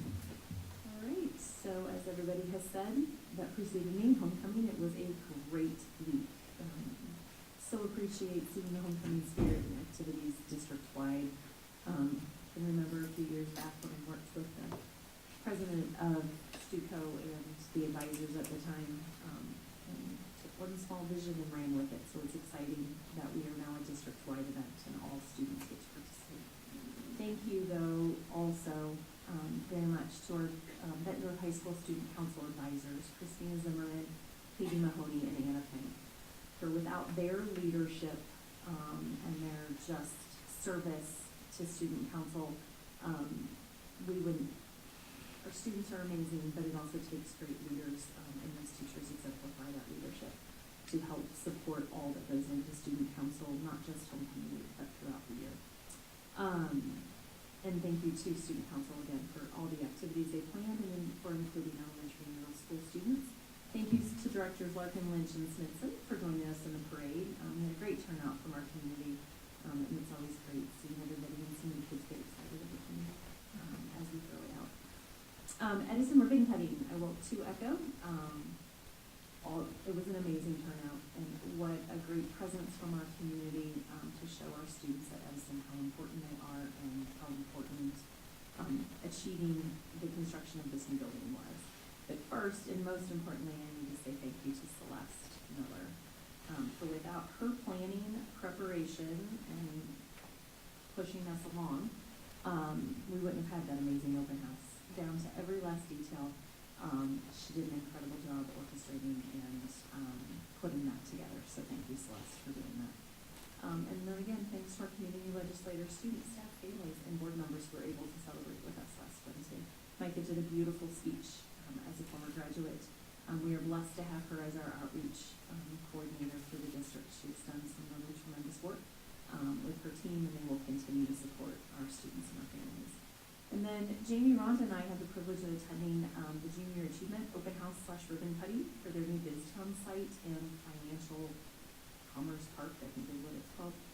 It was a lot of fun, vibrant, has allowed them to use the back of their building, their headquarters in Moline, and the facility is top notch. It is incredible.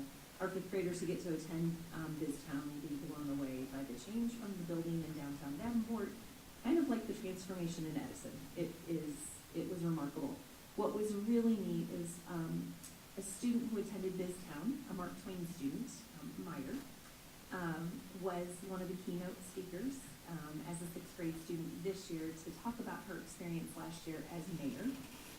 She was hilarious. If you haven't seen the clip, I know you can find it online. She did a beautiful job representing our district, and thank you to Mercedes and Megan, two of the fifth grade teachers at Mark Twain, who were there to support her as she spoke at last week's event. It's always great to see our teachers out there taking time in the evening from their families to support students, former students that they had. But it was a really neat event, and the facility is incredible. I'm excited for our students and what they have. And we brought back the Junior Achievement Partnership into our schools this year. They will be doing some of their classes in the fall and in the spring, and I'm attempting to teach one of the Junior Achievement classes I believe I got selected for Hoover. It was Hoover. I don't remember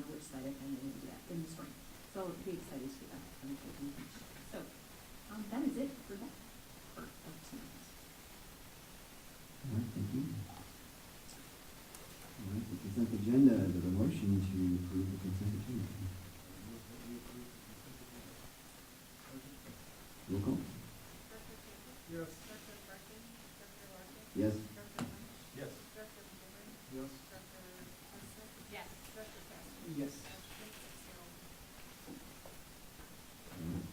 Information, July financials.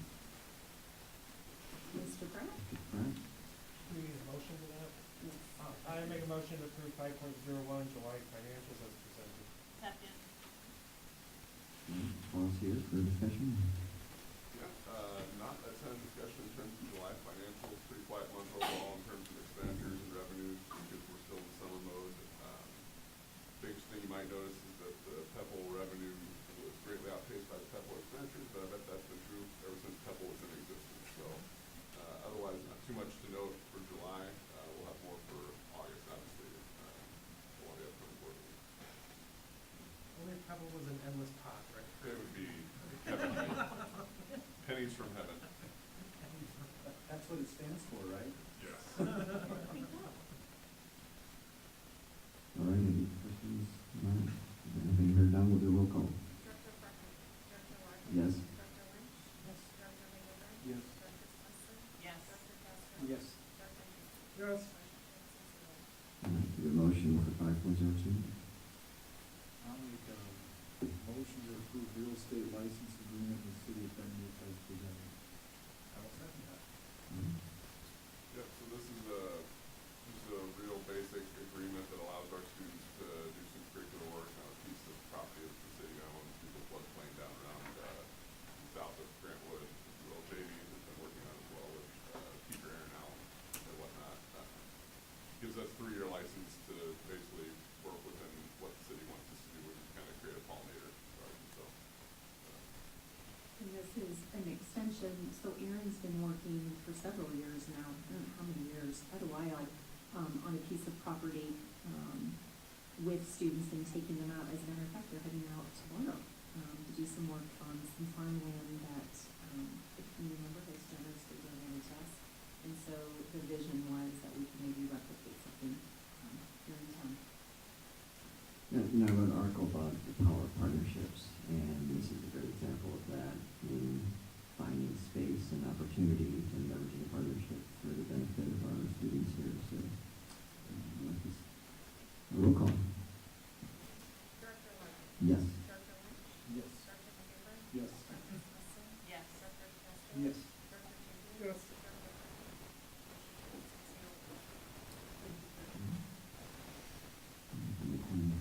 Six, 5.03.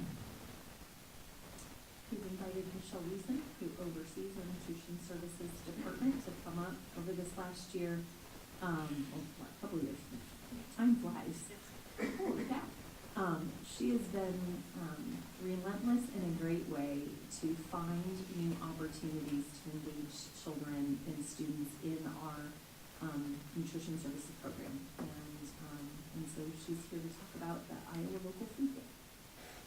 Thank you. So, I've been pretty busy with grants, as you've seen over the year, past year and a half, on the board agenda. This is one of those.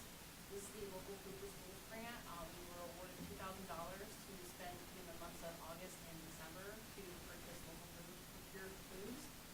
And with this funding, we are going to showcase that this Thursday at Bett Middle School with Iowa Global Day. It is what the, Farm to School program kicks off their month. October is the National Farm to School Month, so this is the annual kickoff for it.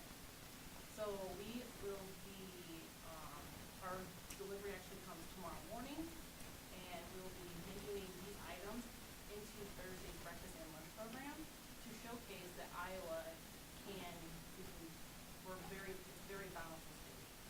And it's a good way to show kids that, like, where does your food come from? Get a little background digging that, our current 7th graders were the last grade that participated in the 2nd grade field trips to Cinnamon Ridge Farms before the pandemic. And that is who we're getting our shredded cheese from for our taco day.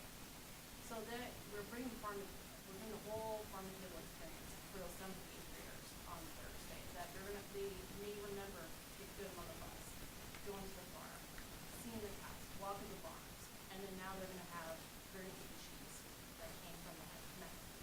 So we bring that full circle, it ties in a little bit of curriculum path to the table experience. Based on this infographic. You can't really tell what we're doing, but we're doing Tex-Mex. Everyone loves tacos. A lot of people love tacos. Breakfast, we're actually going to do a play on biscuits and gravy.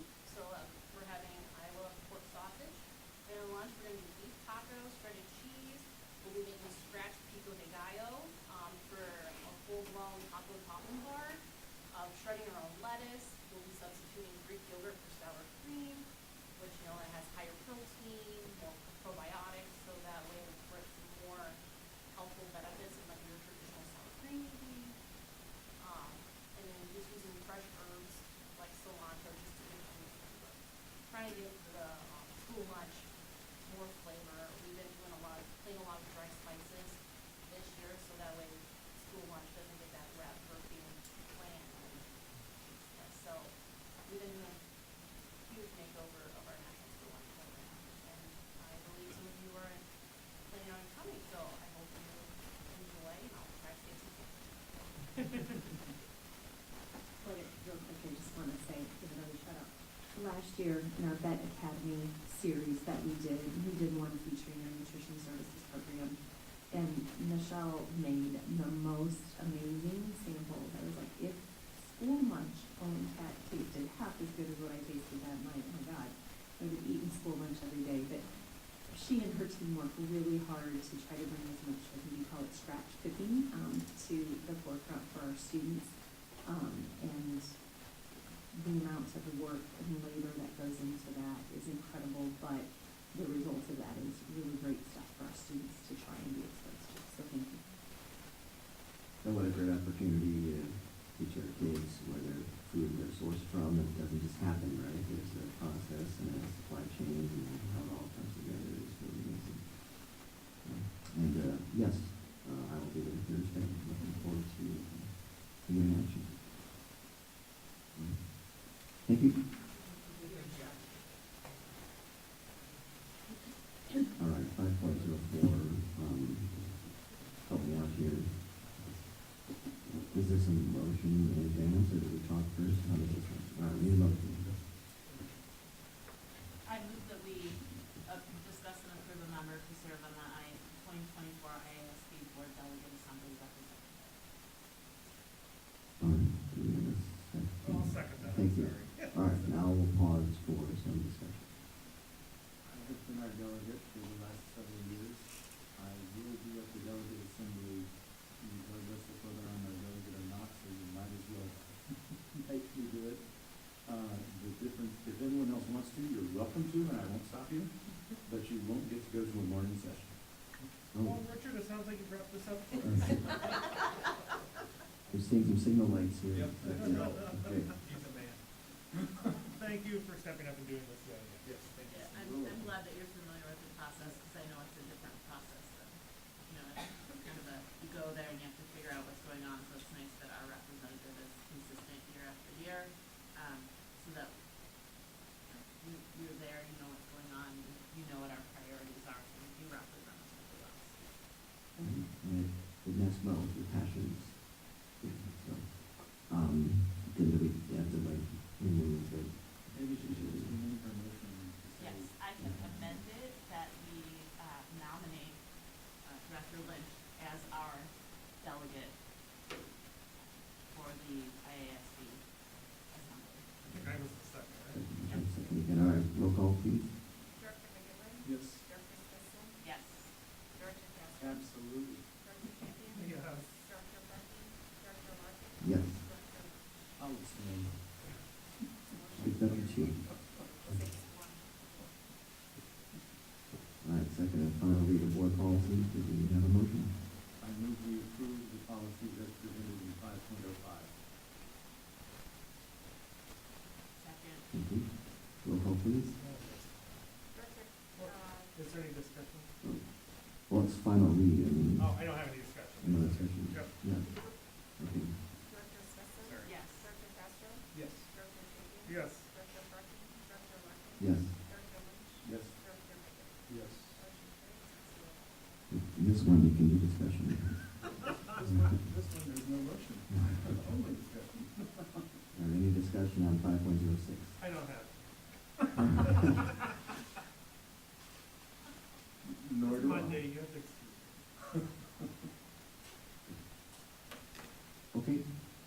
And those will be up next round for final approval. District plan update presentation. So, I will forward you. This is not going to probably work.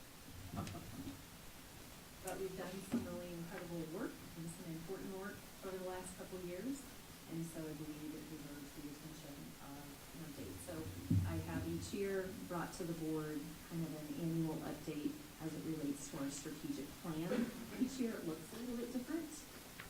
You do have some documents in your board folder. We've got a copy of the presentation, as well as you should have a document that's front back that I will reference in an upcoming slide that says BCSD District Team Organizational Chart. For some of you, it should not look new. We've been through this chart before, but it will make sense when I get to where we're going.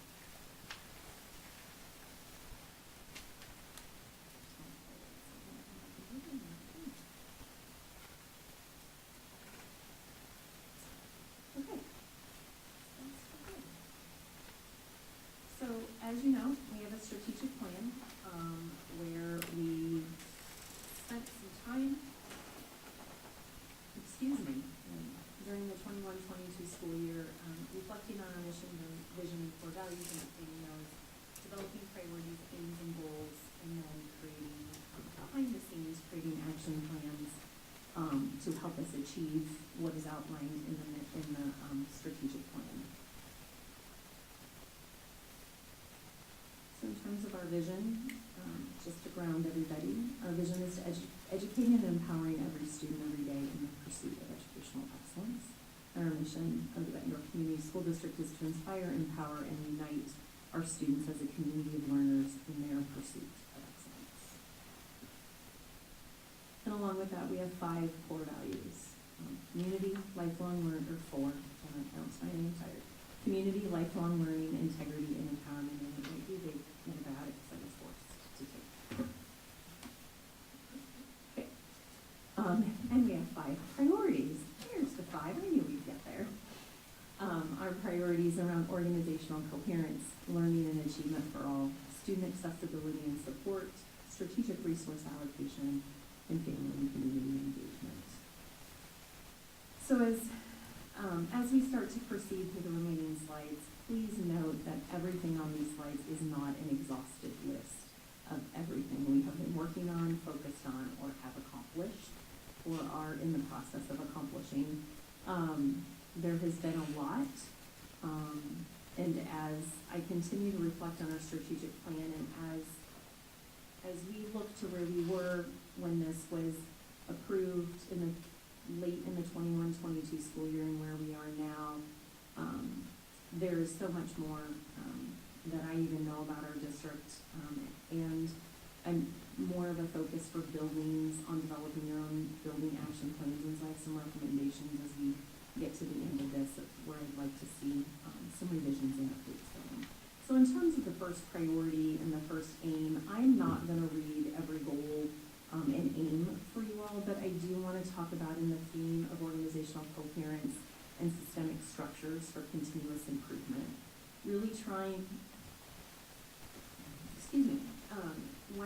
when I arrived and I was listening and learning from people, just really spending time defining roles, making sure people on the teams across the organization understood what their roles were and how we all, what part we play in making sure our students receive the highest quality education.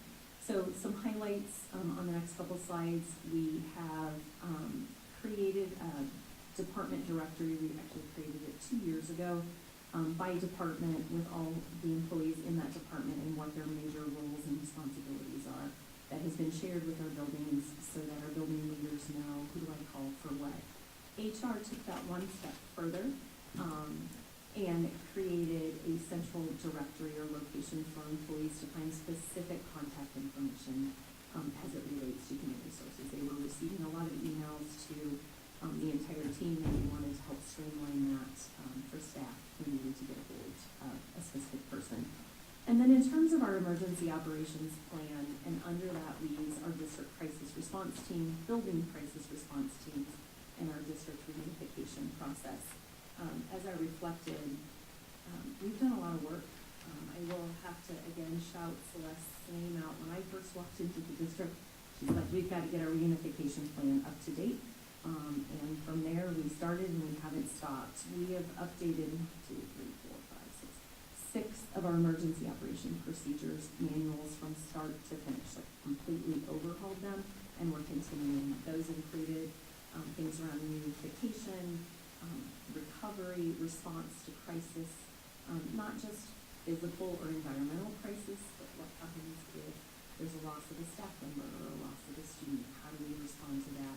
Creating checklists so that, and processes, and making sure that things are easily found and are more automated, with automaticity, not to lose the personal side, but in a moment of crisis, so that the staff, that building crisis response team can focus on supporting students and staff and responding to the crisis, and not on, okay, what we're supposed to do here and what statement do we need to write now, and so it just becomes that process that flows more naturally.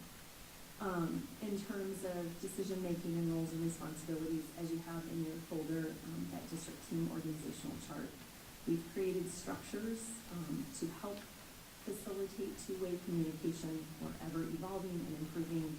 I do believe we're in a better place than we were a few years ago. We've got the district leadership team that has people from the different departments as well as building leaders in that team.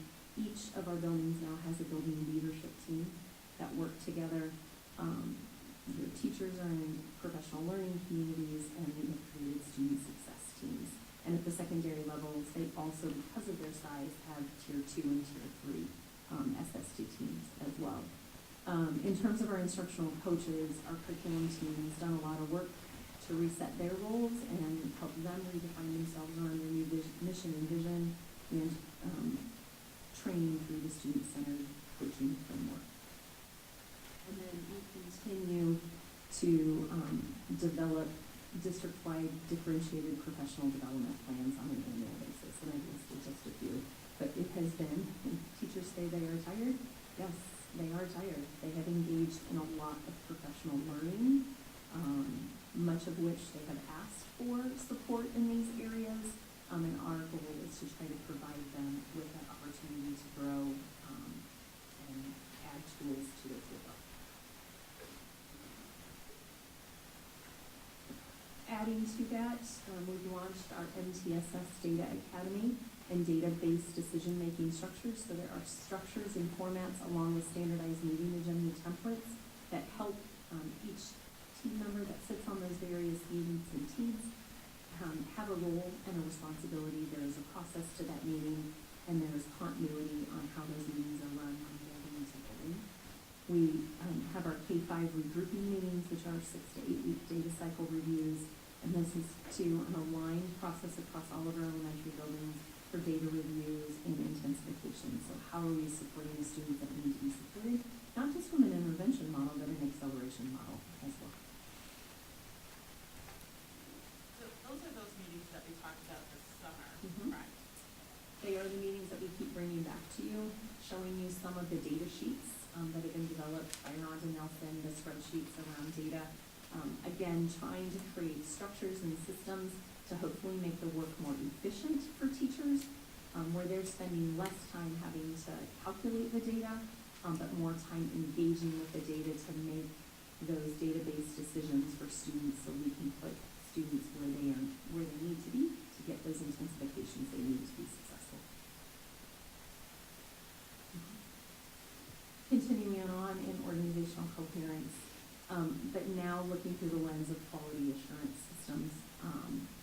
Still works in progress, but some of those that we've put in terms of workplace injuries, we implemented a program called Nurse on Demand and are working with a new workers' comp. But that Nurse on Demand creates efficiency in that now our nurses are not having to track the workplace injuries, but they are going through a registered nurse who walked the employee through the injury to triage and then determine, do they just need some basic first aid or do they need to be referred for further medical care? And that has taken something off the plate of our nurses to open up time so they can be with students. And this also creates feedback from a system, a quality assurance piece about where are our highest injuries and how can we be proactive to reduce worker comp claims. We've restructured our human resources department to streamline processes so we can be more efficient and effective with staff. And in terms of our new teachers, I want to commend our HR team for we just continue and working with all of our departments to improve that process for new teachers as we onboard them. I think this year, when I looked at the new teacher survey feedback, we had many veteran teachers join our district who had had experience in other districts who said by and far this was the best new teacher onboarding they had ever engaged in. And as I look out to my department leads out there, if I misrepresent or don't add something, please jump in. And then Miley kicked it off today, but she and I have split our new teachers, certified and classified staff, and we'll be doing a rounding process or a 30-day and 90-day check-in, and we'll be working with principals to check in the new staff at 60 days. And we have structured questions that we are asking, so we ask consistent questions in an effort to try to help make sure they continue to feel supported as they've integrated into our district. And selfishly, it gets Miley and I in front of staff and continue to have check-ins. Some other quality assurance systems that we're putting into place, a lot of pre and post surveys in terms of professional learning.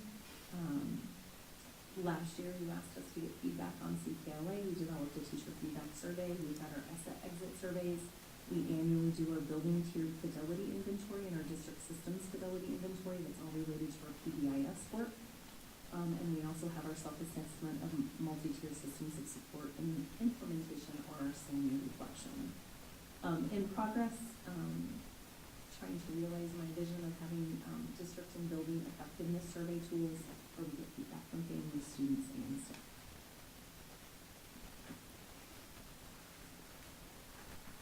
We have things around organizational coherence that don't necessarily fit with a particular goal, but they fit in this priority area and aim area. Our student services department under the leadership of Karen Allison worked really hard with our school counselors to revamp our 504 process and create an aligned process vertically and horizontally.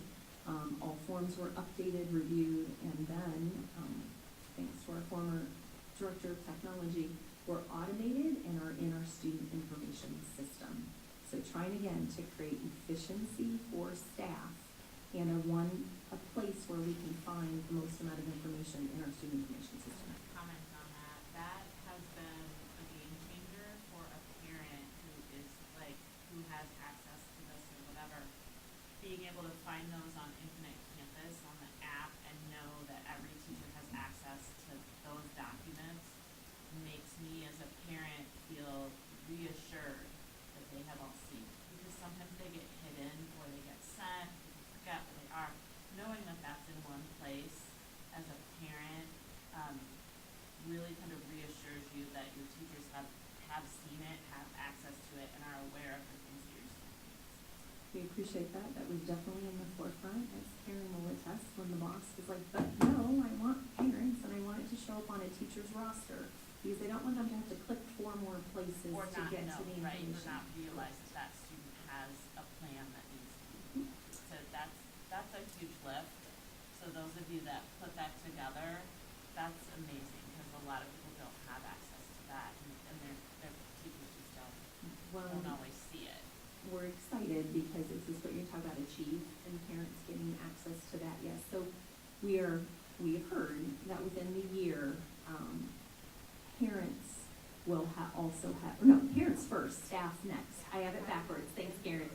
That parents will be getting training on how to access their students' individual education plan in the Achieve system. And then online for teachers within the next year, they'll be able, hopefully, roll that out here. And then also, we can implement this individual health plans for students with health plans are visible like 504 this from a parent point of view, right? To know that, it's not hidden somewhere, you don't have to go make sure that the nurse got it from this person and that person and this person. That is so, that's just a really good thing, really good thing. That was definitely in the forefront of our mind as we reworked these systems. And the patient staff had, as we made change, but appreciate the input and feedback they gave us as well. And then Karen created her Spedder together newsletter, and it's a monthly newsletter she sends out to all preschool through 12th grade special education staff. It's just another tool for communication and getting information out that is specific to their department.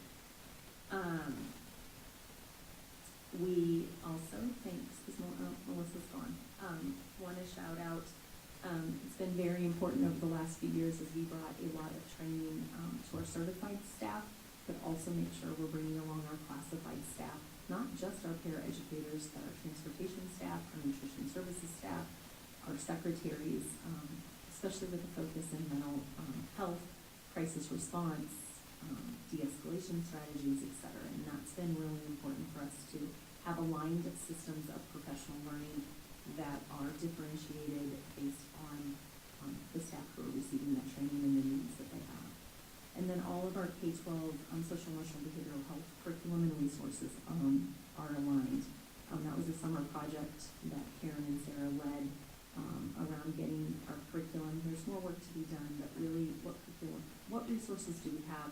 How do we create an aligned repository for that so people aren't spending time looking for resources, but have what they need in an efficient manner? I talked a little bit about it when Michelle was up earlier, but the collaboration between nutrition services and one particular example, 4th grade last year. So in CKLA in 4th grade, they would have a medieval unit, a unit on medieval times. And so Michelle the 4th grade teachers reached out, and Michelle worked with them to create a menu that replicated what might be eaten during that time period. It was a huge hit, and they've asked her to repeat it, and it will be repeated on October 30th of this year. Mental images in my mind. The big turkey drumsticks. Okay, Andrew, this is a G-rated meeting. And then you heard a lot about tonight, the collaboration between student council and our elementary and our middle schools for things like the hunger drive and homecoming and other events that now we want to make not just exclusive to high school, but district-wide, because we are one team. And then as we start to wrap up organizational coherence and looking at how we facilitate collaboration across offices, schools, and families. Celeste engaged a little while ago in communication and social media audit. It taught us a lot. And then she's been working with staff out at sites to make sure we're getting those great things we're doing out there, restructuring emails and passwords for those accounts so that when staff are either promoted or move on, we still have access to those, and they're more generic-based accounts instead of people-based accounts, so that we can continue that messaging. Trying to expand our modes of communication that go out, and then creating parent-teacher conferences, right after the pandemic, as we were in the hybrid year and after conferences stayed a little bit more virtual in nature. Some parents really appreciate that, and our buildings have listened to feedback at each level. Elementary is in person. Middle school, you're back in person full-time, correct? And high school does, out of the 4 conferences a year, they're holding 2 virtual and 2 in person because their feedback was such that parents really wanted an opportunity to have virtual meetings as well. And then in progress, again, you're going to see that effectiveness survey come up. So as we close out priority 1, you can see we've done an immense amount of work in this priority area the past 2 years. Upon my arrival, many would comment to me that they felt like we were 8 mini school districts operating under one name. But we're focused on vertical and horizontal alignment, defined roles and responsibilities. We can spend more time supporting students and each other as staff and accomplishing our work more efficiently and effectively. And there are a couple more examples that come to mind around organizational coherence. Really spent a lot of time, and elementary teachers are to be, again, commended for the lift around aligned curriculum. When I got here, we really didn't have any formal curriculum that was standardized across the 5 buildings. We've lifted math, English language arts, and science in 3 years, and as well as interventions.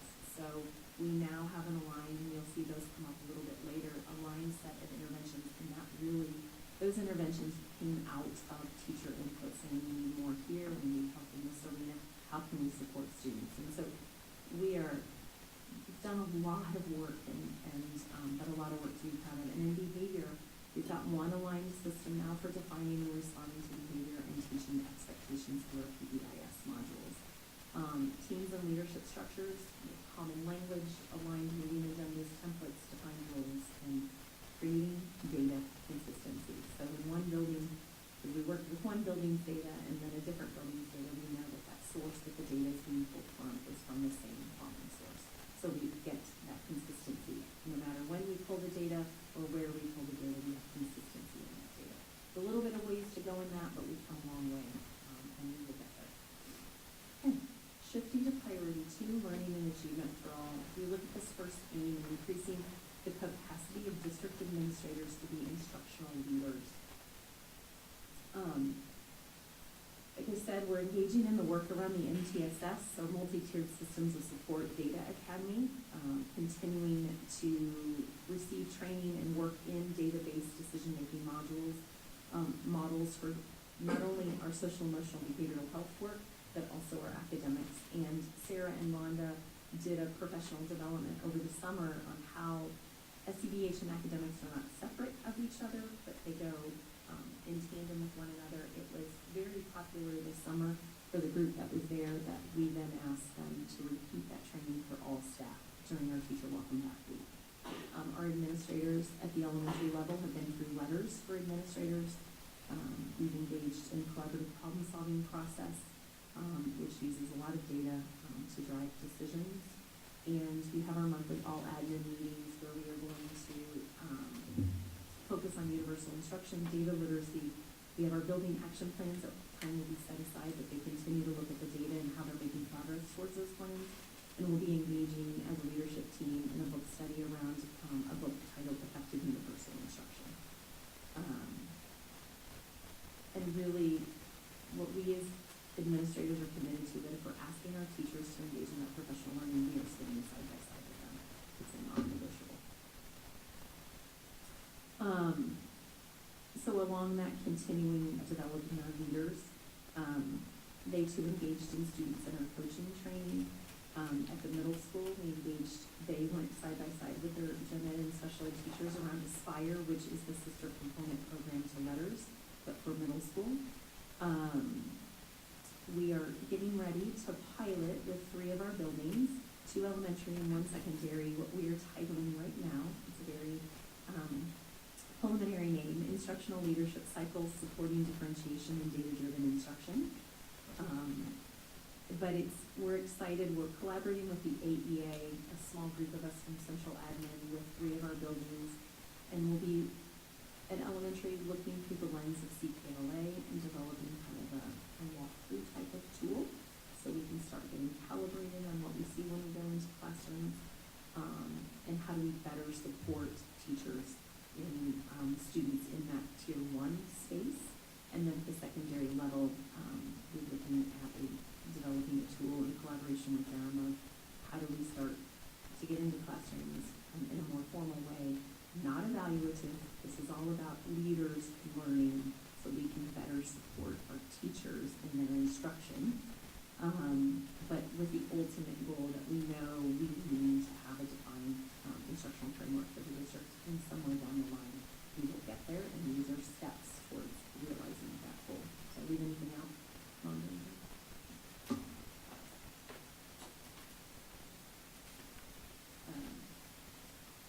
Really proud of this next work around having identified and developed a list of district-approved interventions for math, English language arts, and literacy.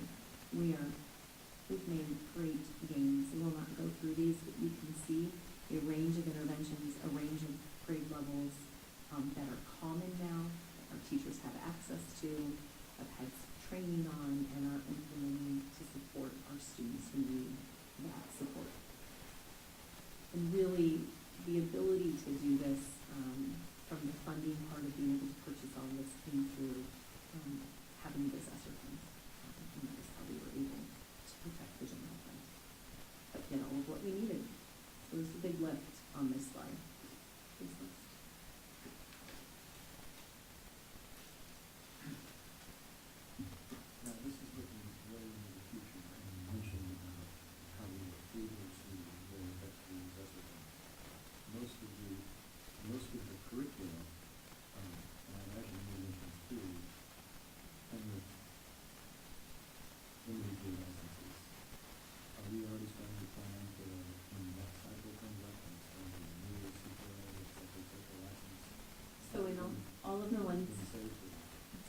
question. For the ones that we have done, over the last couple of years, we negotiated multi-year contracts and committed those ESSER funds so that we could,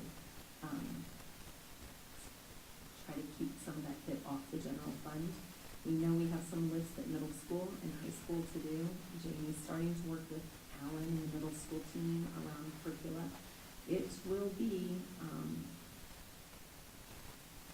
we have to have it as we start to look at our, desk audit that's due to the state every year in December. And they've already, the first time ever, they give us a heads up about what will be in next year's desk audit. Usually they're really looking at our professional development plan, but now they're starting to look at those high quality curricular materials. And so we're not going to be able to shy away from the needed curriculum in this district, but unfortunately for so many years prior to my arrival, curriculum maybe was inconsistent. Use that word, I don't have enough understanding of what came, and I don't have any place to pass judgment around that because I was not here. So we will be working, Kurt and I already had that conversation today in a meeting we had about how are we going to get very intentional with the budget that we have to make sure we can keep all of this moving forward. But what we could already pre-fund, so to speak, with ESSER funds, we did. We leveraged as much as we could out of our ESSER funds.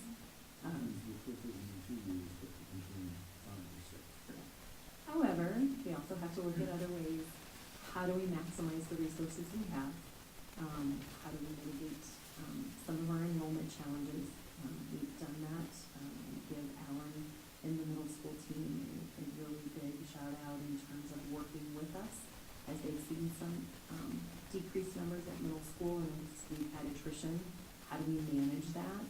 Still make sure they have the staff they need to teach the courses they do, but how do we be fiscally responsible in not filling positions as attrition comes up so we don't have to go through formal reduction in force processes. And Alan's been a great team player.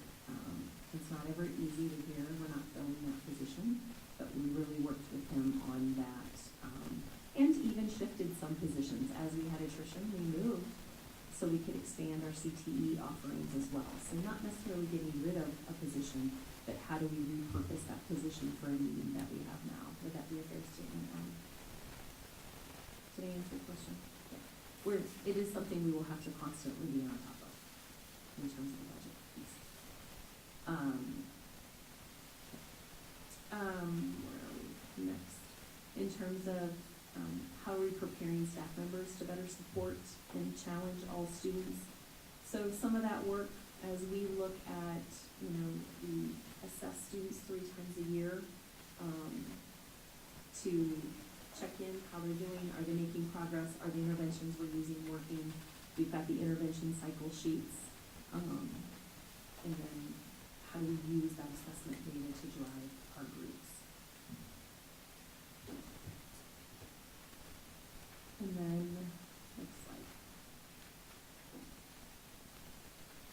In terms of the same AIM area, creating our K-5 what I need now or when times and differentiated core and the flexible service delivery models, really looking at serving students differently than we always have in maybe a whole group setting, but bringing all teachers at a grade level together with academic interventionists and special education teachers and others, adults in that building to support, so we have smaller groups of students, and we can get into those areas, differentiate those areas that students need.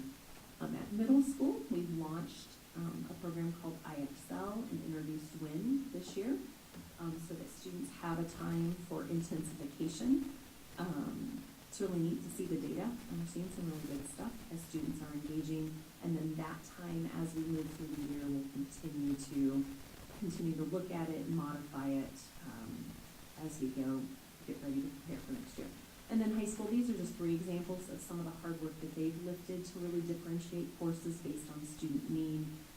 Christy will give you more in December when she comes in to do her presentation, but they created the Algebras Angels where they are sharing students, not just working with their own students, but each week they reflect on data and allocate students so they can serve students and get them the tier 1 and tier 2 instruction that they need to be successful. We've got foundation foundation courses such as our English 9 and American History, which are combined. I know Mrs. Puppy talked about that last year. It's a year-long course, really, and when you look at some of the data coming out of the high school, you can see the positive impact of really being intentional about these differentiated courses. And then the Common Lit Tier 1 supports, which we launched this year. Rhonda's been instrumental in working with the high school team around some of that work. Again, some of the stuff you'll see because it hits multiple priority areas and goal areas. And so the new one on this slide is the ECHO training K-5, which is doing work with our counselors around trauma-informed practices so we can better support students. Because if they're not socially emotionally ready to learn, they're not going to access the academic part. Other areas of focus, they don't necessarily tie to a goal, but they tie to this priority and this aim. In our Student Services Division, they've done a lot of work to support our English learners, our students who are gifted, and our preschool students. So we have the CKLA Language Studio, which is a supplement to curriculum for all students, including our English learners. We were able, with some additional title funds that the state allocated to us, must have been unspent funds that came redistributed to school districts, to purchase what are called translator earbuds or kettle times. Karen always hears me running around calling them kettlebells. So it's our internal joke now, it's the boss. But these are I guess it's a big deal. yeah. I love that. But these are pretty powerful. Students can put in they're like your AirPods that go in your ears. They translate many different languages simultaneously, so as the teacher's speaking in English, it will translate to their language.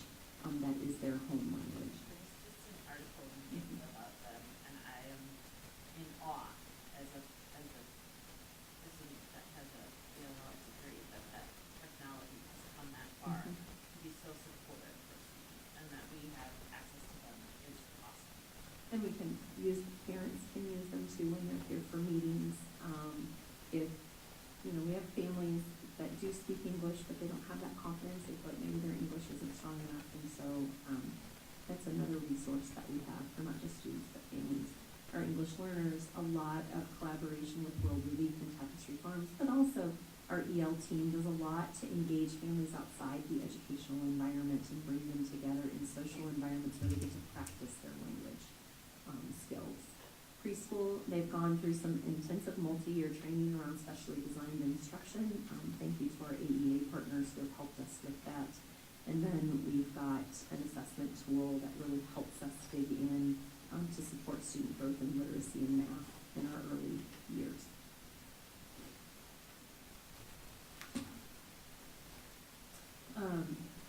Our special education teachers that work with some of our more moderate to severe students, students with more moderate to severe disabilities, they too are engaged in a process with our AEA around significant disabilities, SDI training.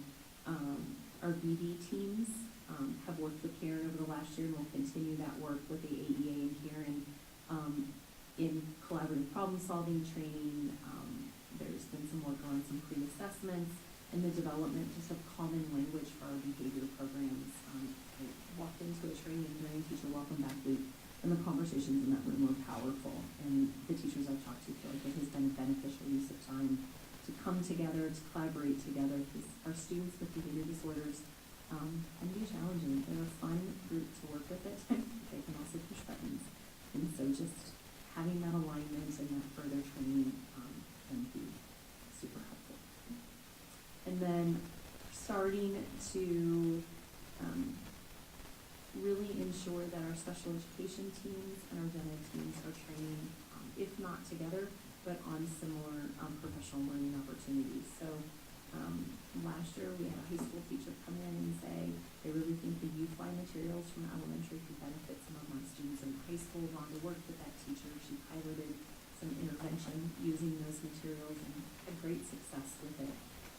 Working on instructional routines and high impact skills, and really just trying to create that alignment and that culture that all students are our students across the organization, and that all students are family students first.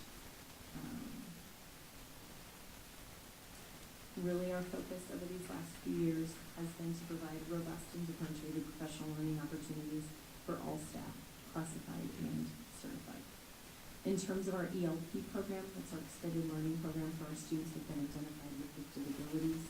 We expanded staffing at elementary, so we had some parents approach us last year, and really wanted to see additional opportunities for those students. When we looked at our categorical funding for that and some allocation we had at the secondary level, we felt we could reallocate that to elementary. It was well received. We were able to hire a staff member to support that. They've gone through professional learning. They're going to be implementing the CPLA novel extension for 3rd through 5th graders, and then we have a couple of the other. I just thought that was fun to go in for 4th and 5th grade students. So it's not all about work. We can have fun too. As we move more into looking at our students around data and our performance on summative assessments,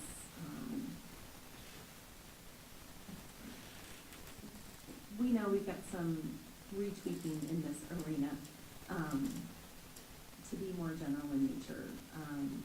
At the time we developed this goal, there was some different staff in place, different data. We were coming out of the pandemic, and really now we have robust building action plans. And so some of the conversations we've been having recently with respect to the strategic plan is feeling like from a district lens, the priorities and aims very much are applicable to the district work, but those specific goals much more applicable to the building levels. And now that we've got an aligned building action plan that all of our buildings use and engage in that process, it's that work we talk about in the summer, the 2-day work we do with the AEA, our leaders, and our building leadership teams around the ESSA work. And so we'll be talking, I'll be talking further with you all about that. But as you can see, we've got some things. I gave you some examples. In 10th grade, we saw an 11% increase in math proficiency from 22 to 24, 8% in ELA in 11th grade. As you can see, our average district-wide on our ISAS assessment in the 2 years has remained somewhat flat. It's not where we want to be, but given all of the learning, the restructuring we've done, the pandemic, we're not disappointed by this. We know we've got work to do, especially looking at some of our student groups, but there'll be more to come, and we'll have a more in-depth. We did that board development workshop on data, so and as we get into this year's performance profile, we'll have more work to bring that to you all. In terms of this one, where we're looking at increasing our students who come from unrepresented groups, if you'll go to, there you go, perfect, enrolled in advanced courses. So that could include an honors course at the middle school, concurrent enrolled course at the high school, an honors course at high school, advanced placement, anything related to that. As I looked at the data with our secondary team, it's not where we want it to be. We've had some small growth, but probably not where we want. But one of the biggest things we've done over the last couple of years is previous to the pandemic, there was kind of an exam that students took coming into middle school to determine if they would enter an advanced course, an honors course. At the high school, there was no such exam, and so there was conversation around that. And how could we help parents make an informed decision before putting their student in an honors course, but yet maybe reduce a barrier to why some of our students, either from a minority background or students with an IEP or other student groups, weren't accessing those courses. And so we're looking and reflecting on that process. We get better each year, really working with our families and our counselors and teachers to say, hey, we noticed you didn't indicate you wanted your child to take an honors course. We really are seeing potential here. We'd love to see Johnny be in honors math or honors English. So we'll continue to work in that arena. Yeah. I have a positive comment on that, removing those benefits and things. I know of students, of families, who have actually open enrolled out of our district before because they truly believe their student should be able to access those honors courses.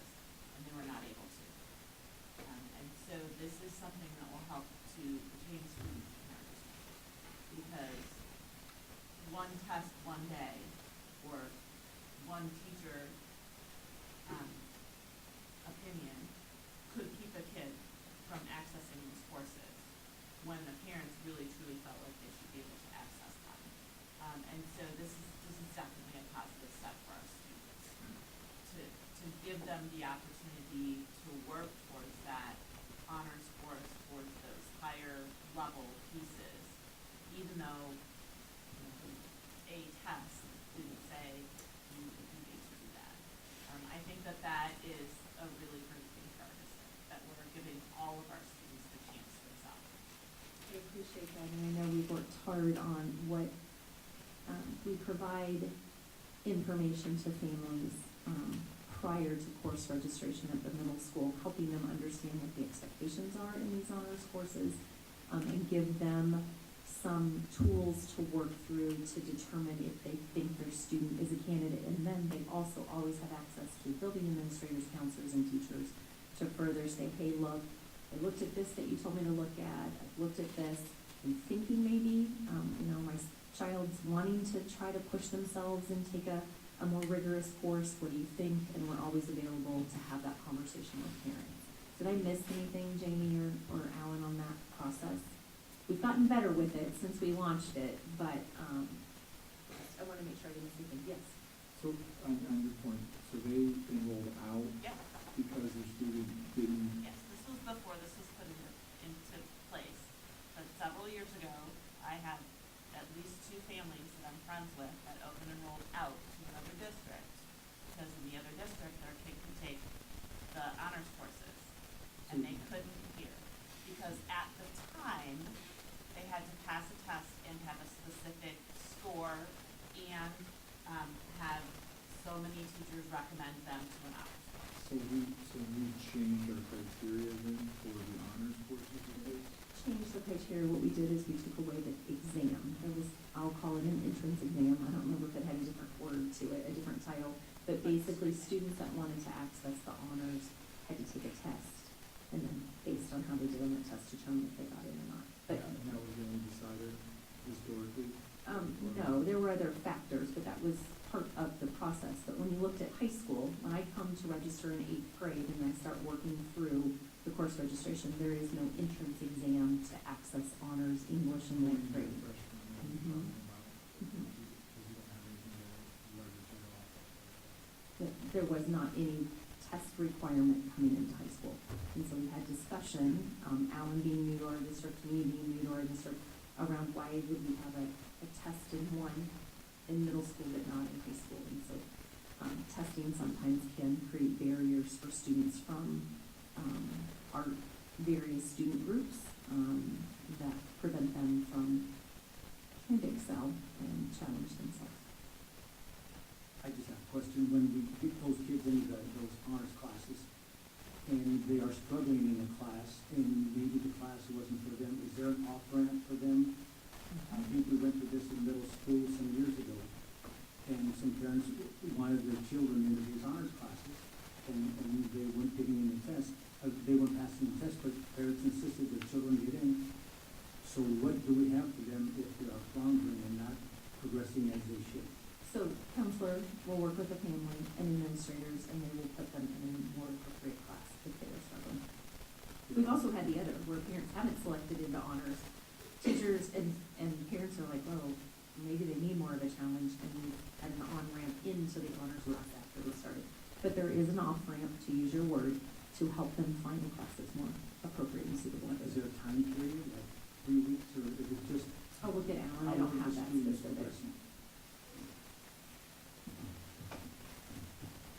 I wouldn't say we have a specific time period, but we are mindful, especially at the beginning of the year, anytime we have grading periods or a quarter of the semester.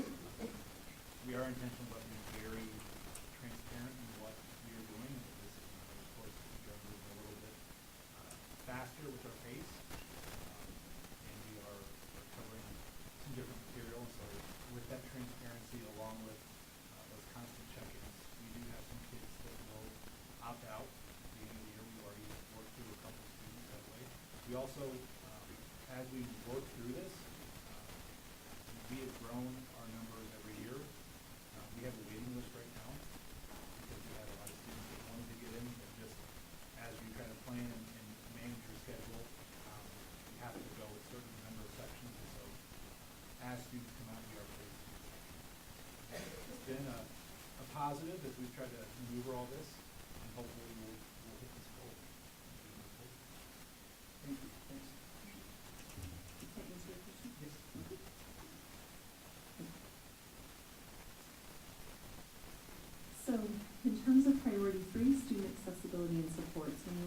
first aim around cultivating environments that prioritize inclusivity, connectedness, and social and emotional wellness for all. Really through our intentional and persistent focus on PBIS, or positive behavioral interventions and supports, that we reset a couple of years ago, and all of the training and working to achieve that culture I talked about earlier, where all students are our students, are focused on that social, emotional, behavioral health through the TLC grants, professional learning, spaces like the Brain Health Retreat Room. We continue to cultivate those spaces that are inclusive and connected. We've got other programs up there, done a lot of work around bullying prevention and suicide prevention, training, task force, just so that students know there are resources if they're struggling or don't feel connected. You know, things like at the high school, our student activity fair that they have at the beginning of the year, both at the open house and then after school starts. We know that when students are connected to something in school, their attendance is better, their academic performance is better, and they are less likely to drop out of high school. Our community eligibility program that Michelle has really led, we restarted that in 2023, and I should say expanded to additional schools in 2024. I'll get that typo fixed.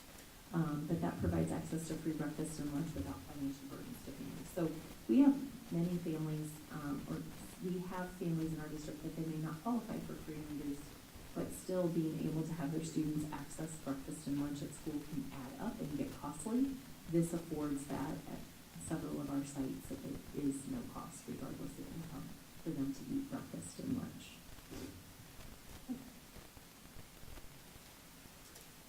As you know, in our therapeutic learning classrooms, we've secured over $750,000 worth of grant funding, and then an additional grant 3 years ago called the SEDH Iowa Workforce Grant that gave us about $160,000. So in total, we've invested close to $1 million worth of grant funding around social, emotional, behavioral health in our district, to continue to cultivate inclusivity, connectedness, and support for students' social, emotional health. We've become a model program that many districts have visited all the way across the state, and we've presented at several conferences and have the privilege of presenting at the Iowa Association of School Boards Conference this fall. We reset with our district-wide behavioral matrices a couple of years ago, and we continue to have district-wide SEDH supports and trainings that our teachers, as I transitioned into the district, wanted this concrete tools they could implement in their classrooms. And so the feedback from these trainings that you see up here have been positive, and teachers commenting that they are applicable to the work that they do. And we'll continue to support training in those arenas. We have a wellness initiative. We've been adding different wellness blurbs into newsletters. We have a dedicated location on our staff intranet, creating, as we call it, all things wellness. We were able to do a wellness PD, not this past April, but the April before. Had all different kinds of activities where teachers could self-select what they wanted to go to, and the focus was on their own social and emotional well-being. We hope to be able to pull something off that again. We continue to offer flu clinics and the employee assistance program. Not every district is able to offer the EAP. It comes with additional expense to the district, but it is well worth that expense to be able to offer free resources to our staff who need it and when they need it. And then the Brain Health Retreat Room that is open at BHS will be opening at Edison. That is not just for students, but it's also for staff. And then our exit surveys and in progress is affecting the service. So how do we know that staff report the feeling of their well-being is considered and prioritized? So we have some measures now, but we know we can get better at that. Done a lot of work in the post-secondary education arena and workforce. The need to expand Haley Hoyt's position from just a high school position to a K-12 position has been has paid off. As you can see, these are just a few examples of some of the work that we are doing in exposing students to potential career opportunities from the time they start in our district in kindergarten to the time they graduate. strategic resource of allocations. So how do we ensure that our district general fund resources are based on our goals and based on need and the need where it's greatest? So we have done an annual resource allocation review, which we process with our AEA staff and our district administrators, where we analyze data, not just financial data, but academic data and other data to determine what are our greatest needs from an academic and SEDH lens, and how are we going to ensure that those resources get allocated to meet those needs. It's a very structured process. One neat thing that we did, we had hired some permanent floating subs, because we know subs are hard to come by right now, guest teachers. Where it paid off is people are struggling to fill vacant positions. Those subs, those guest teachers for us were all folks that wanted it placed into permanent positions in our district. So that saved time, money, and we got to know them through their guest teaching and long-term guest teacher assignments. They got to know us. They decided we were a fit for them, and they were a fit for us, and they are now in permanent roles, and one is in a paraeducator role.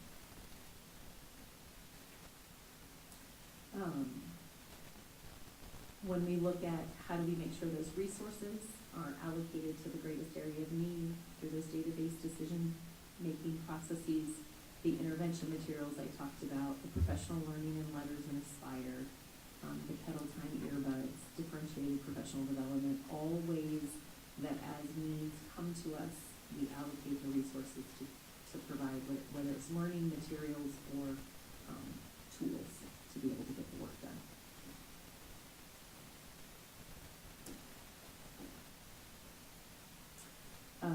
Nutrition services. So here are just some examples of grants that we have received, or community partnerships or collaborations. And so when you are able to leverage those grant funds or community partnerships, such as the Brain Health Retreat Room, where they generously funded everything about that room, you are then able to free up other dollars to be able to make things such as curriculum adoptions go further, or if we need staff, to hire the staff where we need that.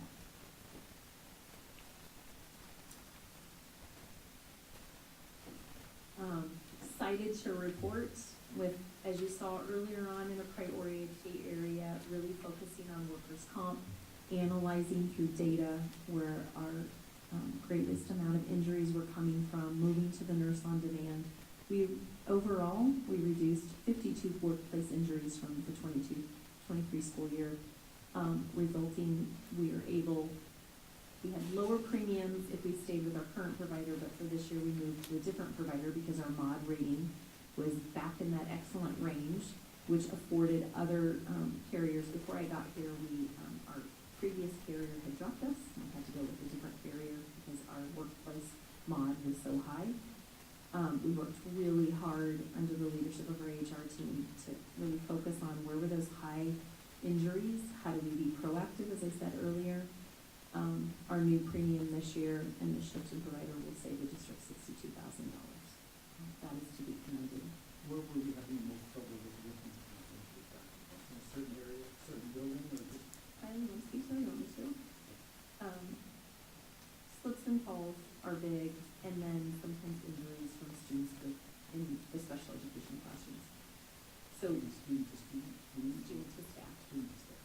Either staff is trying to intervene, but not fights, but just for some of our students with disabilities, that oral communication is a struggle, and so all behavior is a form of communication, and so they will sometimes act out physically, and but really working with our workers' comp provider and all of that differentiated professional learning that we've done in those arena on high impact strategies, how do we support classroom management behavior through our PBIS training, has helped us reduce those injuries.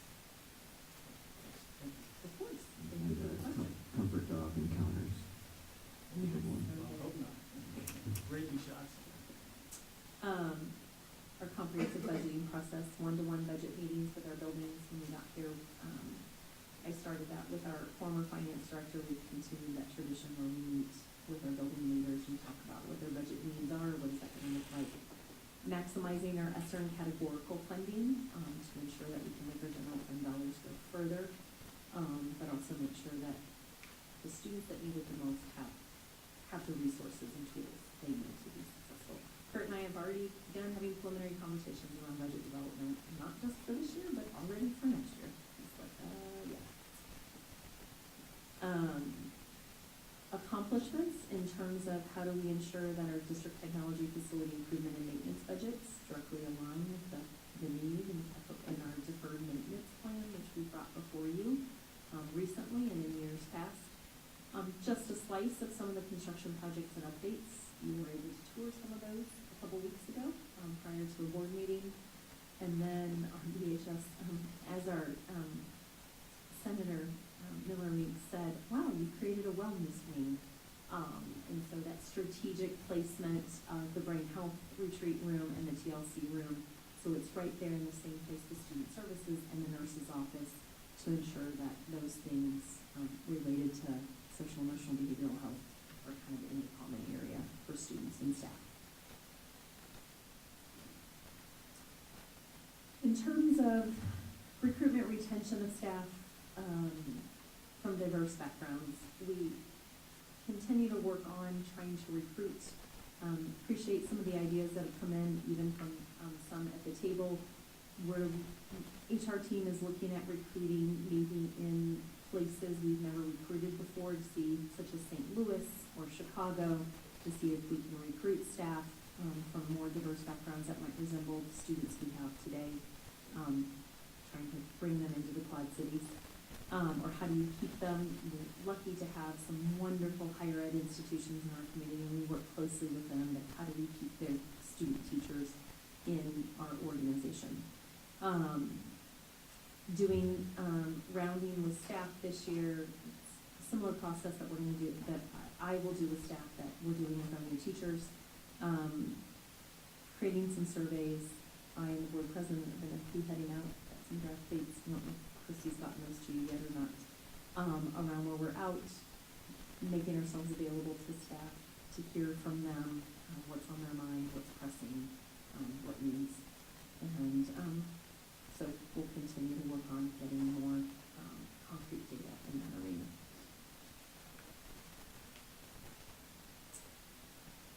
And then here, I just kind of alluded to it. Our current systems for HR and finance really do not have an easy way to track this data of when we hire, and furthermore, when individuals are completing applications anymore. All of that information is optional in terms of gender and race and background, et cetera. And so it's a little harder. It's not super as easy to pull that data. But one of the things, as I was reflecting with Miley in preparation for this evening, we have managed to, seems maybe simple, but increase our male teachers at the elementary arena, which is wonderful, right? Because it is great for our younger students to have those male role models in that arena. That is one area. And then in terms of our paraeducators, I would say we've had better ability to recruit diversity in that arena, males, individuals of color in different backgrounds, in our para roles than maybe necessarily in our teacher roles. It is not that we aren't out trying to recruit. You're also at the mercy of the candidates that apply. And we also want to make sure that we are not compromising the best qualified candidates either. We want to make sure we have the best in front of our students. So this one's a bit tricky as we were trying to get data out of the systems. Our systems are not set up to track that, and when that is optional on the materials we receive from the application packet, it's also a little harder. I do appreciate that you've had conversations about casting a wider net, because I think that it can be hard to find more diverse staff. Mm-hmm. And we'll continue to work with Haley Hoyt and her role to say, how do we tap students on the shoulder, on that proverbial shoulder, to say, hey, have you considered a career in education and teaching? We think you have got great propensity to be a highly successful teacher, and what does that look like? We've tried a couple couple ways to do that, and we're still working through that. But I will tell you, I always joke, and I joke with Miley about this. When I was in my last life, in a warmer climate year-round, I never hesitated to volunteer to come to the Midwest or the East Coast to recruit in January and February, because it was really easy to offer someone a contract and say, hey, would you like to work next to the beach? And it's, 10 degrees outside and there's a foot of snow on the ground. Those tactics here in the Midwest, you have to figure out how to navigate that, especially if you're recruiting from areas that might be less cold and less inclined to winter. But we'll get there. I want to try new things. If it doesn't work, it doesn't work. But we can say we have at least attempted that approach. So easy living, it's very easy to live here. Mm-hmm. That's fun. Mm-hmm. And it's unique in the fact that we have two states so close together and they offer many different amenities. In terms of family and community engagement, how do we ensure families and community members feel welcomed, respected, and valued? Our School Improvement Advisory Committee is our primary opportunity, community and families to engage in updates and provide input to us in, that results in some decision-making around our educational programs in our district. We do have exit surveys, exit tickets, we call them, that are completed after each meeting to get feedback, what went well in that meeting, what would they like to see as we move forward. And we're always engaging them in some process to provide input around the topic that usually is driven by what they want to see us bring in the upcoming school year. We have our Parent Executive Council. This is for the executive boards for our PTA, PTOs, and boosters to engage in updates and feedback. I apologize. Actually, today I was working with Jamie and Celeste around the elementary curriculum nights. We've tried a couple different approaches based on exit surveys from families. We haven't hit the mark perfectly, but I will tell you this PEC group gave us a tremendous amount of input, to which Celeste was with me at that last meeting. She took their ideas and created a concept that we will be working with the elementary principals on this week, Thursday night, when we meet with them. So that is a real-time example within the last 2 weeks where parents gave us feedback on something that is important to them, on how can we make it a little bit better, and we want principals to engage teachers so that we've got input from all levels as we set what that will look like this year. And then we had our facilities master plan committee, which was another way for our community and families to engage in giving us feedback on what they wanted to see long-term for our facilities. Rolled out our Bett Academy last year, where it was an opportunity for our community and current families and staff to learn more about our different departments and programs that we offered. While it was not as attended as we had hoped for, the individuals that came and interacted with us, the feedback was overwhelmingly positive about what we had to offer and the diversity of what we offer in our district. We've, thanks to the TLC grant, have launched mental health family nights. We have secondary parent education nights that are being tied to parent-teacher conferences. If we haven't been building for conferences, how can we always provide some short bursts of learning for them? And then shout to Michelle and her program around safe snack survey. She worked with families on that, which resulted in a major update in that list to be more parent-friendly. Our development of volunteer resources, we've really reflected on how we recruit volunteers and onboard them. We're working on finalizing an updated handbook and a refined application process. We've added to our website. We've done, since I've been here, had our second volunteer recognition event, which is always a wonderful way to celebrate those that work tirelessly in our schools to help support what we do. And then in terms of guest staff, their onboarding and orientation, and then the HR team is bringing them in later this month, Wednesday of this, it is the last week of September, to go through a 4-hour professional learning opportunity where we're bringing principals in, elementary and secondary principals, to talk about some of those common things and expectations. Rhonda and Dane will be doing some work around our curriculum, and and classroom management, but really based on feedback from them on how we can better support them, provide them some professional learning, and we'll be paying them for being here that day. And then, as you know, our schools continue to work closely with families. We have special events, Unpack Your Backpack, our parent organizations, outreach services, and last year, talked about that academy. Nutrition Services has done a lot to give student voice through surveys and her Taste It events, where they get to taste different foods that they're trying and then give it a rating on whether or not it should be put on the menu. I have done off and on our superintendent chats with our community. Unfortunately, we haven't found that perfect time for them, so this year I will be partnering up with our PTA meetings and our parent link meetings to go out and be a part of that agenda and get input in those arenas as well. And then I always enjoy engaging with our students over lunch and learning about what makes school good for them and what are those things they would like to possibly see change.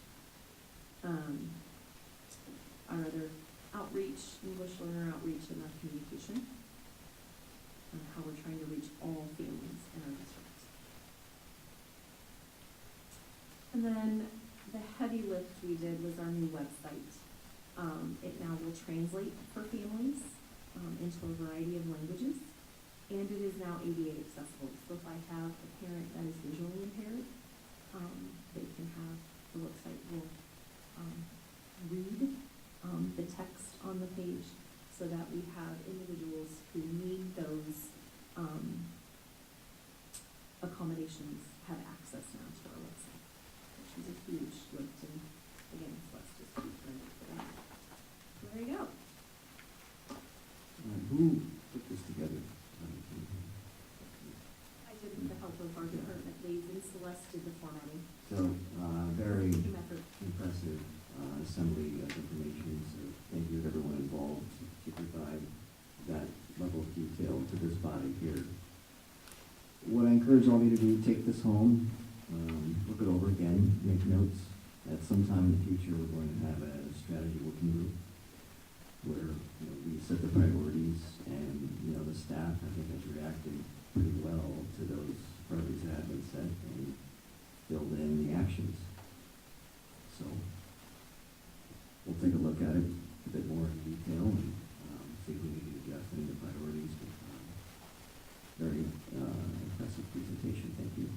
I just want to say that having been involved in the district for years before being on the board, this is the most comprehensive work that has been done over the past 2.5 years, 3 years,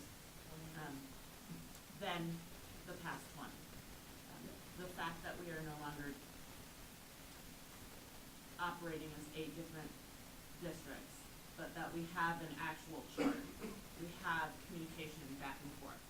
We have processes that are aligned in all of the buildings. Those are not easy changes. And those are not easy things to do, and they don't happen quickly. The fact that we've made this much progress in the amount of time since Dr. Morse has been here is due in large part to her leadership. It is not an easy thing to do. And I just want to thank you for that work. It is impressive the amount of work that has been put into this district, the amount of change and the amount of reaching for excellence. We're not just at this building may do this, at this building may do this principal runs it this way, this principal runs it this way, this PTA does this PTA does that. We're all one cohesive unit as Bettendorf now. And that is a huge, huge thing, a huge accomplishment, and I want to thank you for that, for providing that leadership, because that hadn't happened in the past 20 years. So, To Director, President Larkin, as we were preparing, actually Celeste and I were just talking about it today. I alluded at the beginning of the presentation and I want to close. A lot has changed since I entered the district, came in during a pandemic. We transitioned through that. Our buildings they're very robust and detailed action plans, with goals in the areas of math, language arts and literacy, attendance, and behavior. And so I think would welcome that board development workshop around creating, a document that is much more high level with like priorities and possibly aims. Celeste and I were just working on a mock-up of a document where we get streamlined and our mission, vision, and core values are on one side of what might be the size of something like this, like a 5x7.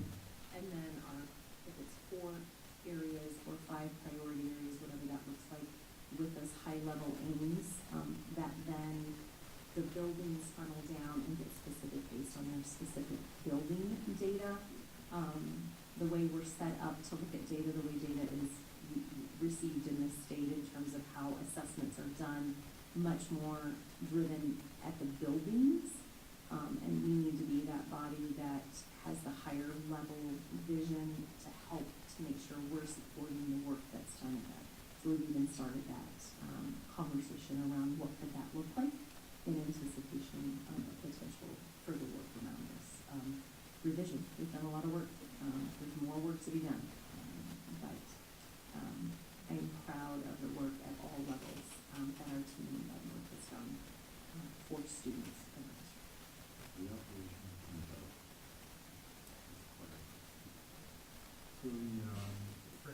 So you said that in the future we'll have a working session on the strategic plan. Right, we'll have questions and comments. Well, I would see it more as we unpack the strategy, go over the priorities and ensure it nets and, it's good together and we do it every year for strategic direction. And, as far as, next questions, I kind of, trying to stay away from the detail and stay at the 30,000 foot level when we go into that. So that's what we're doing, we're working group at some point, not sure what we're doing calendar or something. Okay. All right. Thank you. How long have you been working on it? Feels like it's such a year. It's one of those rainy day projects, but it hasn't rained in a while. So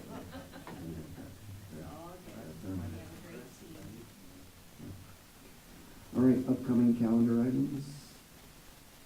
All the readings on 24. Go back to our usual Wednesday night schedule.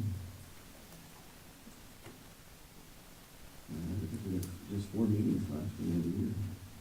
Well, unless we do a board development, right? Right. We had talked about putting board development with IASB on our list. Where are we on that? Well, I mean, we talked about it because we need to do a board self-evaluation, right? And we need to do training in that, so we'll need to do some work with IASB, so I would request that we have that quickly. I will work with our IASB rep and President Larkin to get some dates. I wanted to appreciate the patience while we got through this thing. I know that this was a big project, so I think we have to. But we will get those dates on the calendar. Okay, motion adjourned. So moved.